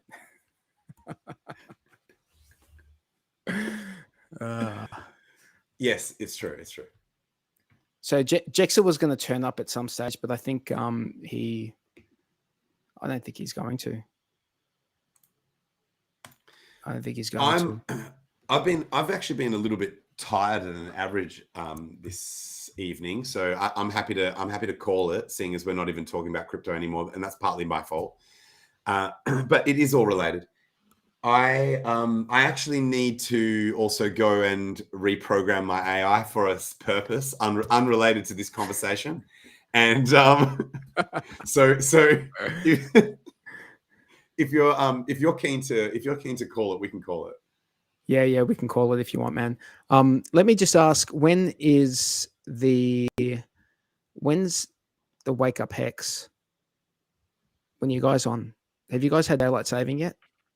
Oh, should we check freaking what's the price doing? Whoa. There have been so many comments in chat. Holy shit. Yeah, man. Lots of comments. Holy crap, dude. This is an absolute flood. I'm scrolling through this so fast. I just saw someone, I think it was Mango Junkie, said, be like Moses. That must have been back right at the start. Someone wants 4-cent hex. No thanks. There's another. We're on another support level right now, by the way. Oh, yep. The top of that from August. It's like I think, yes, 7 cents. So we basically went down to that exactly. Yep. From August of 22, we actually found support on that high, which you're right. It was only another cent down, but. So where would the next one? The next one down from that is around the 5.4, isn't it? Shit. 6, maybe 6. I'm on a weekly chart here. What am I on? I'm on the 4-hourly. This is actually good news that we actually do have some market, like, because we ground all the way down and ground all the way back. Well, actually up was pretty quick, but like, because we went all the way down through here, there was actually some market structure. We didn't just go like V bottoming down to a cent and back up like that. That would be really scary right now. If our journey from like, what is it like, from 12 cents in May of 2022, if we had just gone straight down and straight back up again, so it was like a V bottom with no market structure, then this drop right now would be quite scary because there'd be nothing to hope for support. But it looks like pretty much every cent. Yeah, well, I'm just looking at this one here. This is a weekly candle. Do you go to the wick? Do you go up to the wick? I use a combination. Like, so sometimes I just look for any kind of I just look for any levels that look like there's consistency in terms of where there's been previous resistance and support. So I'll show you what I'm looking at here. So this is like literally the most basic TA that you can get. And even though these lines don't look like they're equidistant. Hang on, let me bring yours up. Oh yeah, your chart is like wicked out. So this is the weekly chart. So this is the 7 cent level here that we just found support on. You probably can't see that wick, but it is there. And we've bounced off that. This next one is at 6 cents. And then this next one's at 5 cents. So even though they don't look like the same gap, it's because we're on a log scale. And then let's go down and look to see if 4 cents could maybe be considered. Yep. 4 cents doesn't look too crazy in terms of like having been support through here. Remember, this is like these, and up here, that was resistance. Because these are weekly charts. Like, so I would even, in fact, that one's probably a little bit forced. But these ones are legit. I would actually take that candle through there. Shit. So, Cool Creasy is saying there's a falling wedge on the 4-hour. Shelling Hex is bullish on AI blowjobs, as am I. So you can see that there's support levels. So here, see how that was support of that wick, and then here support, resistance. Wait, well, support, then resistance, I guess. Resistance, support, etc. And then here again, this pair of candles here looks like they pretty much sat on that. So, and that's at 3.7 cents. So there's support levels like very regularly all the way down. So it's not as scary. But I mean, I would just prefer, like, what happened to all the, like, we don't want people to be able, like, we don't want haters to be able to get cheap hex or whatever the narrative was that everyone was using to cope before. Yeah. You need more buyer. You need buyers, man. Maybe all the buyers bought. Actually, I just accidentally reversed that narrative and showed how stupid it is by doing it. So that was an accident. I just accidentally showed how stupid that shit is. So, on the way down, everyone was using this cope narrative of, oh, no, we want the price to go down because then we don't want haters being able to sell high. What about if it's the haters that are fucking buying as it goes down and getting it low? But you're not. Are you a hater if you're buying? You're investing. You are if you're planning to sell it later. Like you see that Coach K shit where he was like, I'm gonna buy PulseChain and then I'm gonna fucking dump it on you guys.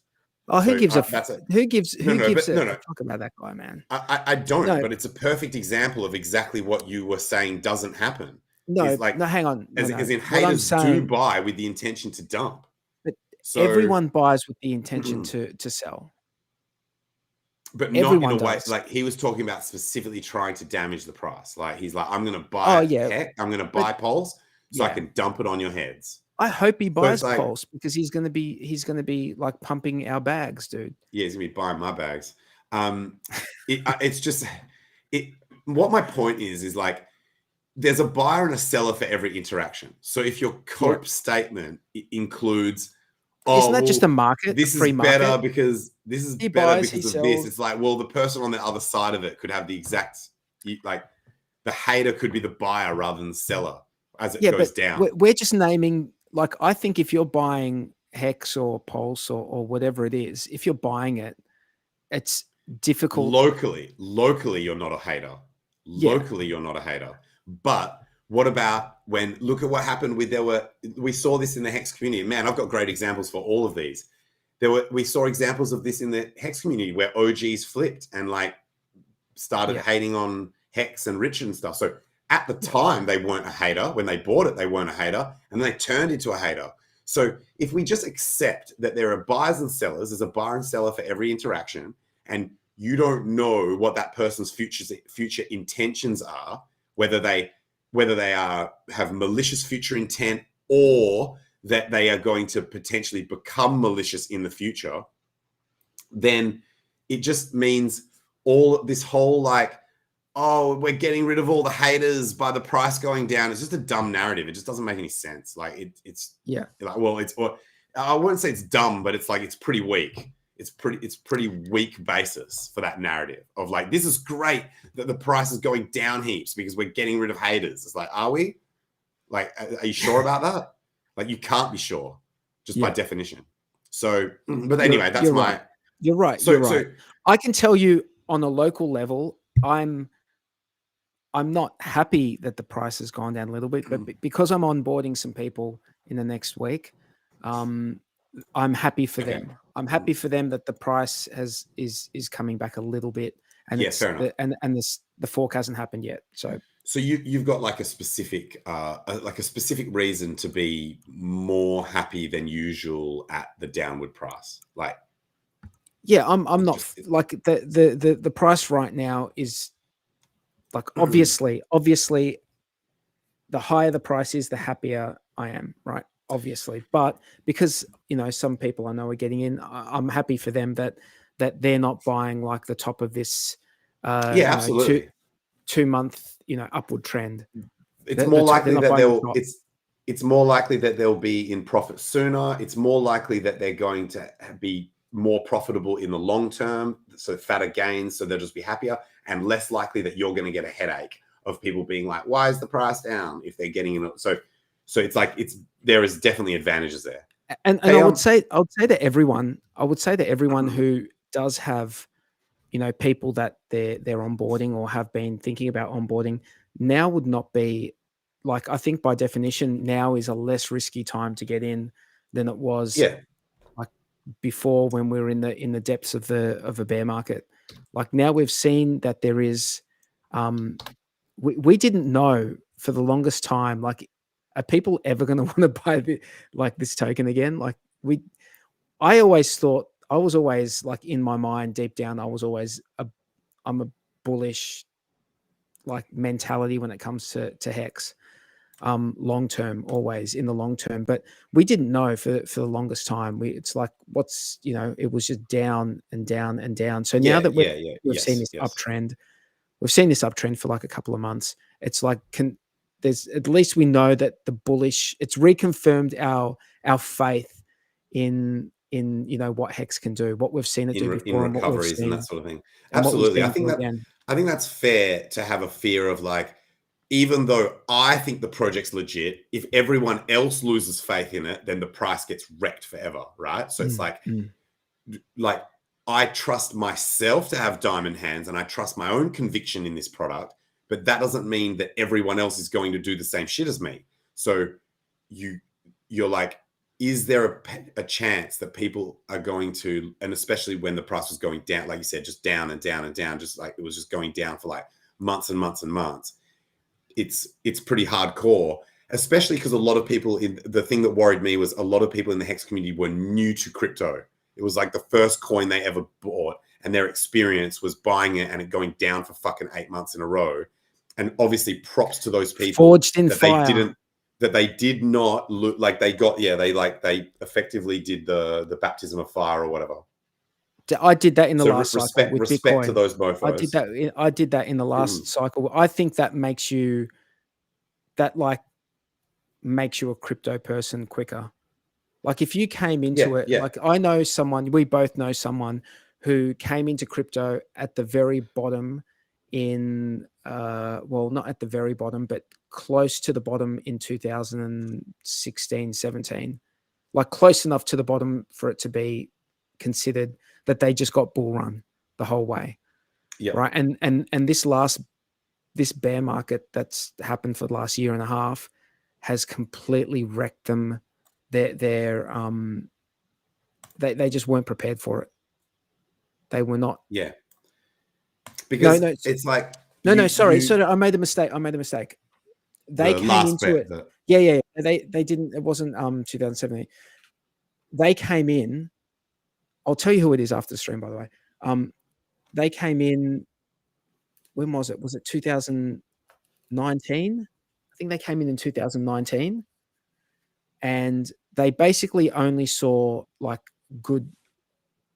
basically up. Yeah, you know, it started off slow, but then towards the end, it just went. And now they've just seen a year and a half of down, and it's just totally demoralized them. Totally demoralized them. No matter what I say to them, it's hard. You got to go through that. And I feel like it's easier if you do it from the start. If you buy the top and then you buy on the way down and dollar cost average in. And I actually said this to someone last week. I was talking to them. It's like if you buy $1,000 at 20 cents and then you buy $1,000 at 2 cents, like what's your average buy-in? And the guy goes, 11 cents. I'm like, dude, it's 3.6 cents. That's your average buy-in. So it just tells you how powerful dollar cost averaging is as a lower risk strategy for someone who doesn't really understand what they're doing, but they want exposure to crypto. But that's not investment advice because I don't know. I'm just I didn't listen to the math just then. Is it because it's more coins at the lower price? Yeah, it's because for the same dollar input. Yeah, so if more of the coins that you bought. Yeah, if you buy $1,000 at 20 cents, you're getting 5,000, and then if you buy $1,000 at 2 cents, you're getting 50,000. That's 55,000 tokens for $2,000. Yeah. Look, this bounce looks convincing. I know I'm still on the weekly, but this actually looks quite convincing. Oh, I wanted to make this comment that if you look at the weekly, the top was actually at 9.3 cents. Like if you exclude wicks on the weekly. Yeah. So it just makes this pullback seem a little bit less savage. Like we're basically sort of between 20 and 25% pullback rather than it being like almost 50%. So this was kind of like almost a bit of a, I don't want to call it a blow off top because it's not, I don't believe it's actually a top, but it was just a short-lived there's a hyper extension on where we were actually at. It was so quick. It really was so quick. Just that pump up to 12 cents, 12.5 cents. I thought that we're going to have some sort of correction. I didn't, I've got obviously no idea what the extent to that, to which that that drawback was going to be. But hopefully it's not too much more. Hopefully we don't have to go back down too much more. I remember I'm not sure who it was, someone saying that in a bull market 30 to 35% drawbacks are fine. Like that's just par for the course. I just realized I had drawn that flag in there.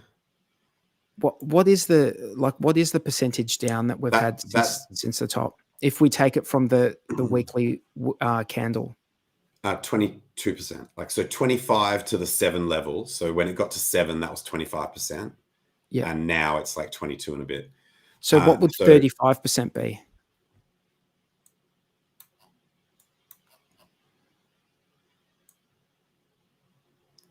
It's pretty much like it's pretty much this level here around 6 cents.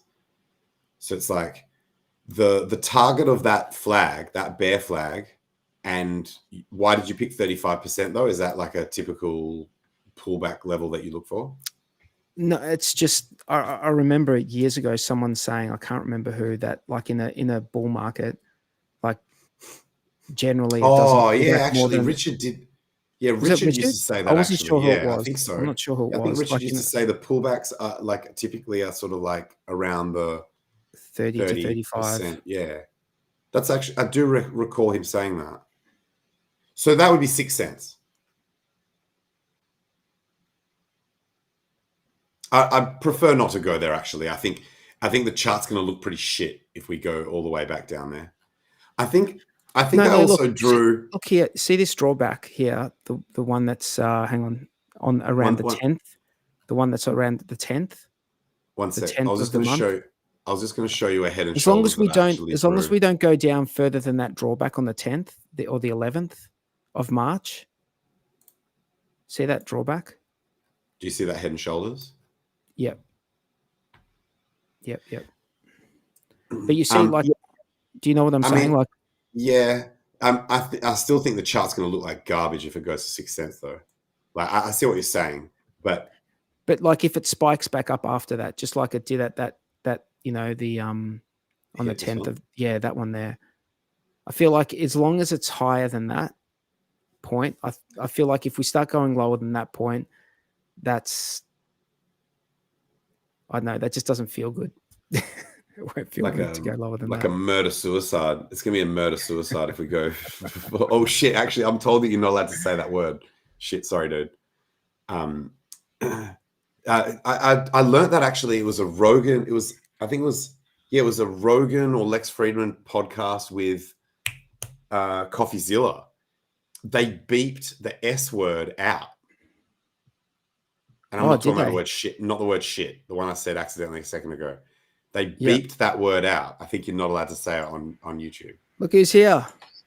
Who's here. Hello, everyone. Jexa. There we go. What's going on, mate? Guys, I might let you guys carry it because I'm fading. I'm fading fast. Yeah. Do you guys want to do the dialogue?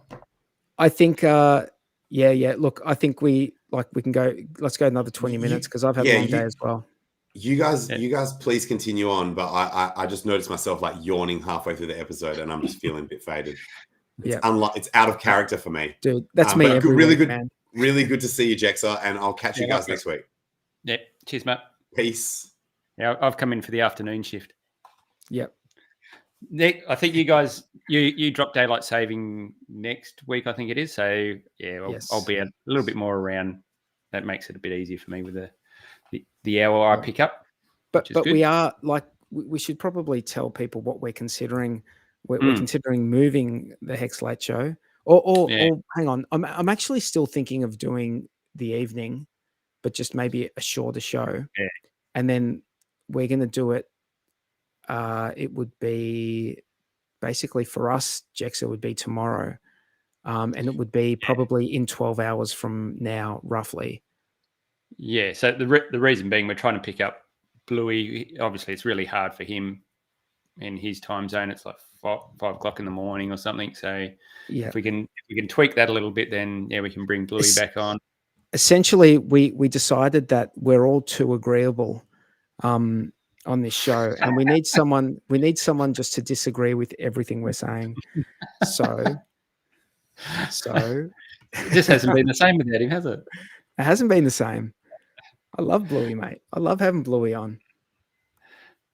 We tend to talk over each other a little bit more when there's four of us on, but we'll figure that out. We argue, and I like how I really like how Blue, like, you'll say something that you think is, spot on, and Bluey will just he will just dismiss it, immediately. He'll just that's bullshit.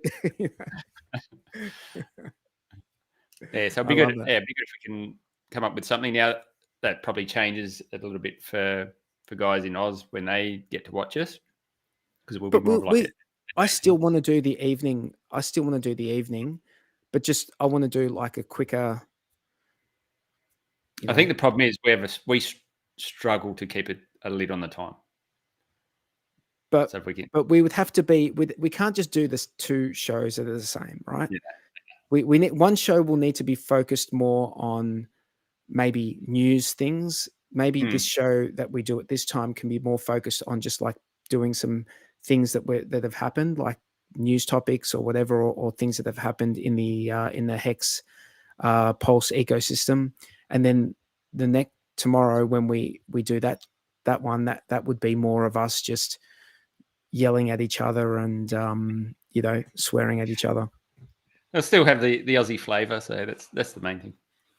We'll keep the Aussie spirit alive on both the shows. I don't know if you can call Bluey an Aussie anymore. Jeez, he's been gone that long now. Yeah, so people are like the UK stuff. No, we would still do I still want to do this one. I still want to do. I don't want to give up this one. I think that it just might not be because we've been going for 2 hours and 10 minutes already. So, we've been talking about JEXA just so that we don't go over old, cover old ground. We've been talking about AI blowjobs for most of the evening, and how that was what I was going to bring up as well. So. Well, dude, you're just going to have to put it away, mate, because we've already covered that extensively. I don't know if there's much more for us to cover when it comes to that. Talking about blowjobs, I got kicked off of Twitter because of that. Yes. Yeah, tell us what happened, dude. What did you tell Coach K to suck a bag of dicks or something? No. What did you say? So Coach K said that he wanted everyone when HEX failed, and I'm paraphrasing here, he was going to undo his fly, drop his pants, and every HEX lover could suck his dick, was his exact words. So what a fucking moron that guy is. Yeah, so I just rephrased it and said it's official. Coach K wants a heap of dudes to suck his dick, and which was factually correct. That's what he did say. He said he wanted a bunch of Mexicans to do it. I just pointed out that most of them are fellas, and I got reamed over the coals by Twitter for that one, which is really I should have went to task on it, because really it was repeating his factual statement. Yeah, so you're right. You're right. I was unfairly treated. Yes, you should be tagging Elon Musk, mate. We that's just not fair. It's not reasonable. It is. I agree with you. I think what it was everyone just went. Can we just talk for a second? How much of a moron does that guy? How much of a moron is that guy? Seriously, okay, for how much longer are you going to say HEX is going to fail? HEX is going to fail. How many more times does he keep repeating the same bullshit when it's been flawless for over 3 years? It's been working flawlessly for 3.5 years, basically. It's not just HEX, though. That's the thing. He's just a troll. He just flings shit at everyone. He does it to CZ. He does anyone. You see him doing it on pretty much every other account as well. So I don't know whether he reported me or not. It'd pretty soft if he did actually report me, given what he's always flinging the shit around. But I think in typical Hexican fashion, I think everyone just piled in on him, and it was funny to watch. Yeah. Well, no skin off your nose. No, I don't give a shit. So I think I'm in Twitter jail for a week, it seems. So what's your experience been with PulseChain testnet so far since V3 launched? Yeah, so had a bit of a tinker around with it. I've done a few buys and sells and things like that. To be honest, I haven't spent a huge amount of time testing different strategies and things like that. I've literally, and I hope everyone else is doing this as well, I've been writing my plan for what I'm going to do when it launches, just so you're not in a bit of a flurry of activity and you are about to fall asleep. It's all good, mate. It's all good. I had a coffee. I actually had a coffee before the show. I had an espresso. It's like every show on a Tuesday night, I have an espresso at like 9:15 at night, which is not great because usually, even though I'm tired, when I get to bed, actually my eyes are wide open. So, it's like when you're having a heap of vodka Red Bulls, like you got the alcohol slowing you down, but the caffeine giving you a buzz to keep you going. Yep.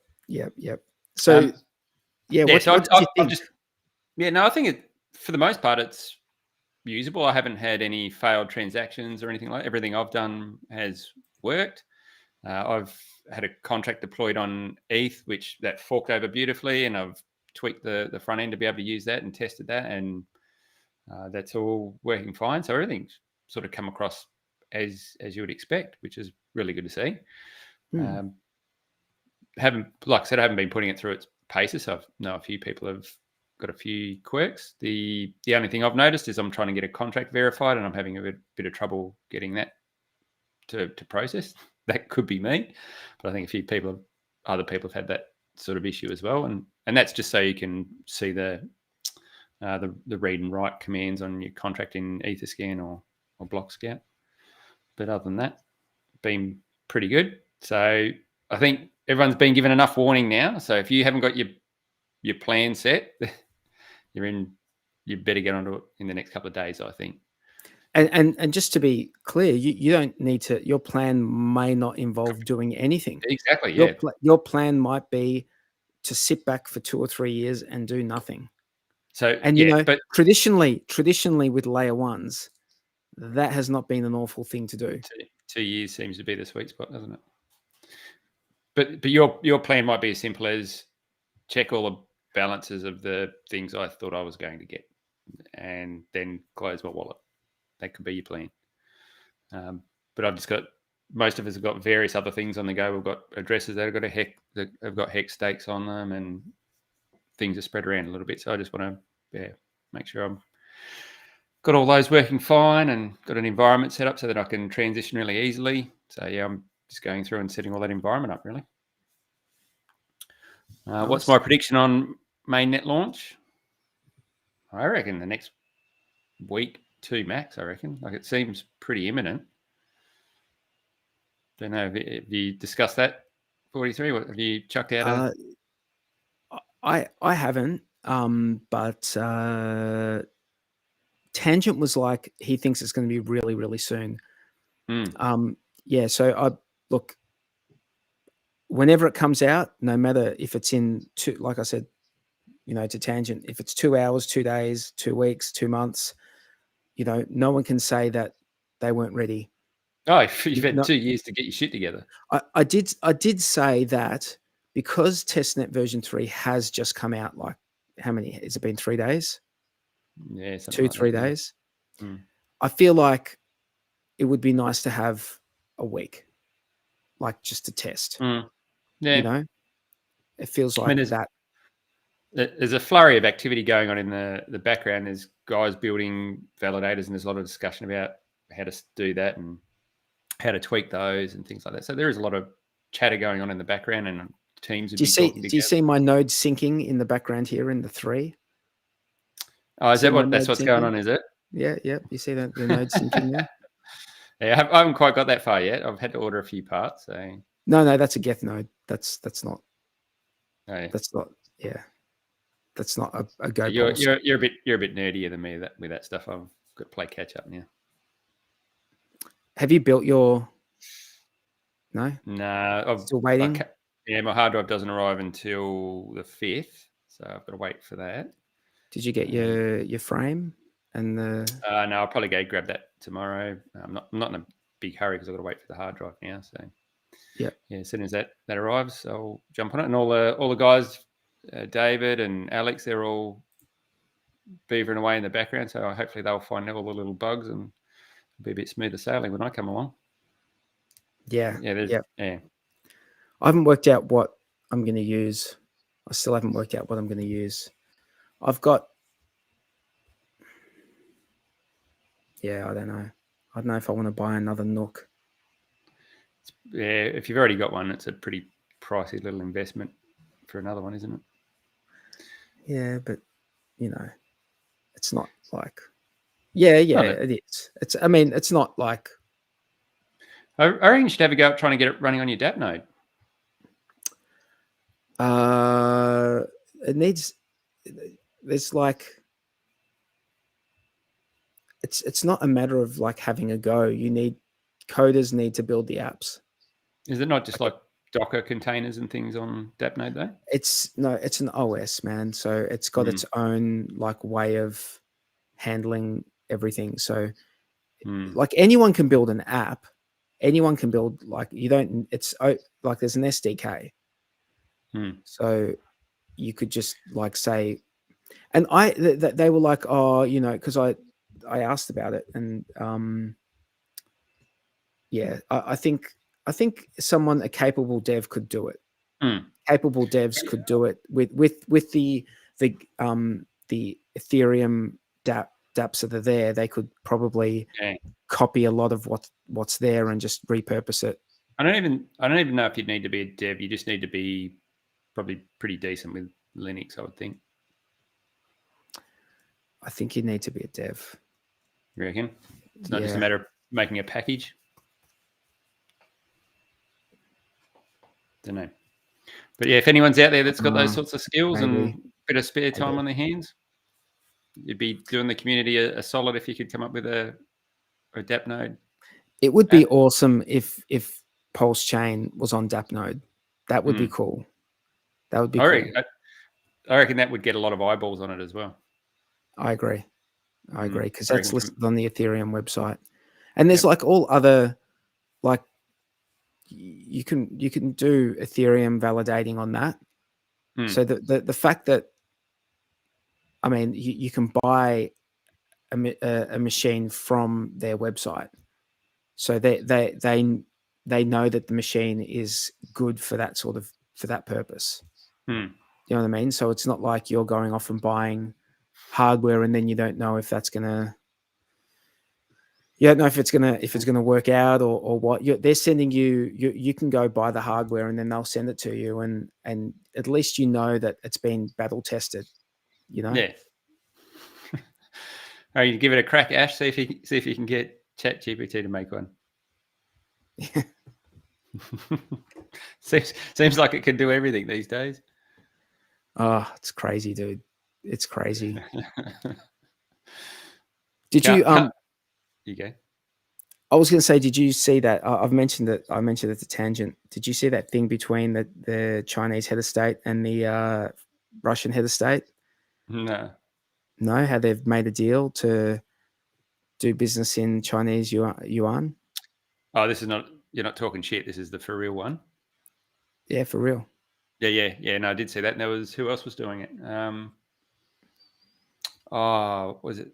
I think was it somewhere in Africa? They were talking about using their local currency to buy oil as well. So there's a few little deals being made at the moment. It's strange times, that's for sure. I think we all thought this would happen at some point, but it seems to be escalating pretty quick. I think what's more interesting. You go. I was going to say, Pi Excellent was talking about, I hope DApp node would support PulseChain, but they don't seem very responsive to queries about it. Like, we don't actually need DApp node. We don't need them to okay anything. We can, if we wanted to, we could crowdfund it if we wanted to, or a few people could just get together and go, how much is this going to cost? And just chip in and get it done if we wanted to. That'd be the thing to do. If you can find someone that's got the skills that wants to do it. Yeah. Yep. And then, and it's not starting from, the thing is, it's not starting from scratch because the code, they've got all the code is on GitLab. The PulseChain code is on GitLab, and then all of those equivalent clients are already exist for the Ethereum. Like the Ethereum version of them already exist. So I think it's actually that there would be like it would be a lot easier than starting from scratch. Yeah. You've got all the source there. They've got the SDK for DApp node. I'm saying it. I'm going, oh, that shouldn't be that hard. But if you know, if anyone, a dev worth their salt would be able to tackle it pretty easy, you would think. It's just finding someone that's got spare time, I think. Yep. Yeah, that's it. But yeah, sorry, what you were in the middle of something. We're talking about I think the bigger thing that's come out of the last few days was CZ getting I don't know if he's getting sued or getting I think that it was the CFTC they were actually suing him, aren't they, or they're charging him, or however they bloody phrase it. Yeah. For misconduct with commodities. What's interesting out of that, though, is you've got Gary Gensler saying everything's a security, and you've got the CFTC saying everything's saying Bitcoin, Litecoin, Ethereum. What was the other one? There was one other one in there as well saying they're commodities. That's a pretty interesting turn of events. So you got the left hand doesn't know what the right hand's doing, essentially. Yeah, I don't know how you can, in all honesty, go into a legal battle when you've got one of the regulatory bodies saying one thing and the other one's saying another thing. How is anyone supposed to have clarity over what the fuck they're supposed to do? Makes no sense at all. So it'd be interesting to see how that plays out with the lawyers. Dude, it's clown world shit. It's clown world. It would be comedy if it's comedy to sit back and watch it, and it would be hilarious if it didn't impact everyone so much. Like you're sitting there, watch it unfold, and very little you can do about it. You're just watching the stupidity take place, and you can see the clear agenda that they're trying to cut crypto out of the traditional finance world. It's so good though, dude. It really is good. It's like finally getting like I don't want to say it, but no. I mean, it's like finally getting a disease that's been going around. And it's like, okay, now our immune system gets to fight it, and we see what happens. Because if they don't win, it's going to set precedents, and it's going to demonstrate to the crypto community like either how much power they have or how powerless they are. Do you know what the crazy thing about it is? It's very US centric anyway. So even if they do win, even if they do, it's got nothing to do with us anyway in Australia. it doesn't matter to the rest of the world. Yeah. But CZ, he'll maybe get wrapped over the knuckles in the US, pay a fine or whatever he has to do. That doesn't stop any of the other business in any other country. And in actual fact, it will hurt the US, where the tech companies will go offshore. So I think they're trying to fight a lot of battles at the moment. They've got the crypto battle they're trying to fight. They've got trying to maintain their reserve currency status against China, Russia, places like that as well. They're fighting on a lot of fronts at the moment. So I think they're spread pretty thin. Can I say how thoroughly embarrassed I am that I am the same race, the same species. I shouldn't say race, species as Joe Biden. What a fucking disgrace of a person that guy is. How the fuck is that guy the leader of the free world? Like, how is that even possible? I saw this guy walking around talking about chocolate chip ice cream. Yeah. And I was just shaking my head, thinking to myself, this guy 100% belongs in a nursing home. Yep. Have you had a look at the rest of the old cronies that are in charge as well? They're all bloody 80 plus, I think. Yeah. Need to get some fresh blood in there, I think. Oh, dude, it's hard to watch that. It's like, how is it possible that this guy has wields? I just don't get it. I don't understand. I really don't get it. I really don't get it. I think the thing is he doesn't wield the power. There's obviously a lot of vested interests in the background that wield all the power. Yeah. There's a machine. Yeah, it's a shame. It's a shame that it's come to that. It's clearly visible. Everyone can see what's going on, but the game still gets played out. And I'm not even commenting on like his election or whatever. Like I don't know anything. I don't know details about, whether he, like, what happened with all of that. I'm just saying, I'm seeing someone who's supposed to be this strong, articulate, head of state, this figure, and what I see is a weak, pathetic old man. Yep. That's what I see. Yep, I agree with that. It's a bit sad. Fucking stupid, man. So dumb. Yep. How can that guy? I think it just goes, and we're talking about the US, but this plays out everywhere as well. Like the whole system is fucking corrupt to the core. Like it's run by who's got the deepest pockets. So yeah, and we all keep going along with the little charade, and I don't know how you break that shit. I don't know how you get around it. Like it's just so ingrained. It happens in Australia as well. See shit happening. I'd be willing to bet that Joe Biden wears nappy pants. Probably. I'd be willing to bet.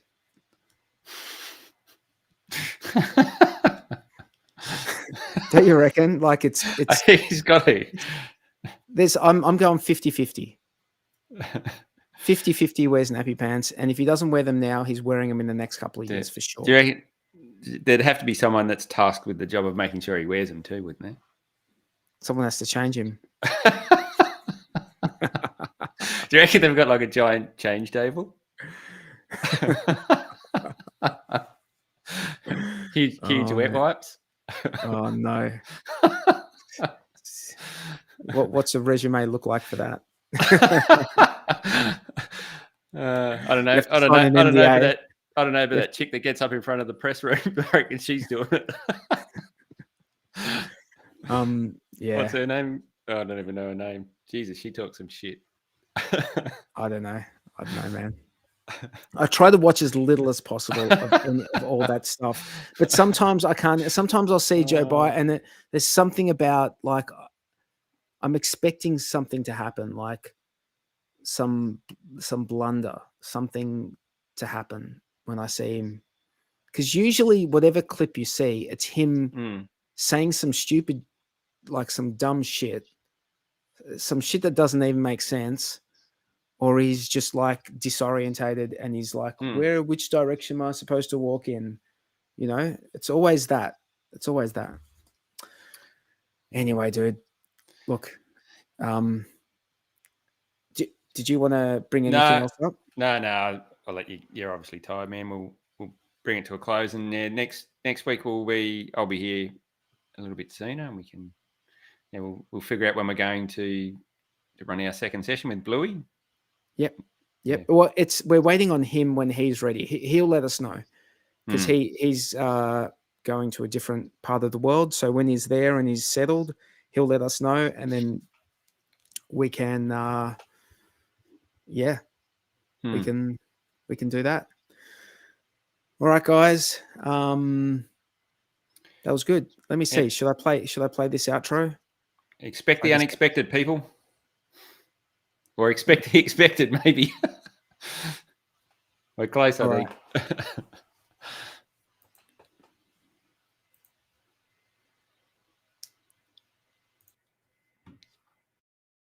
type of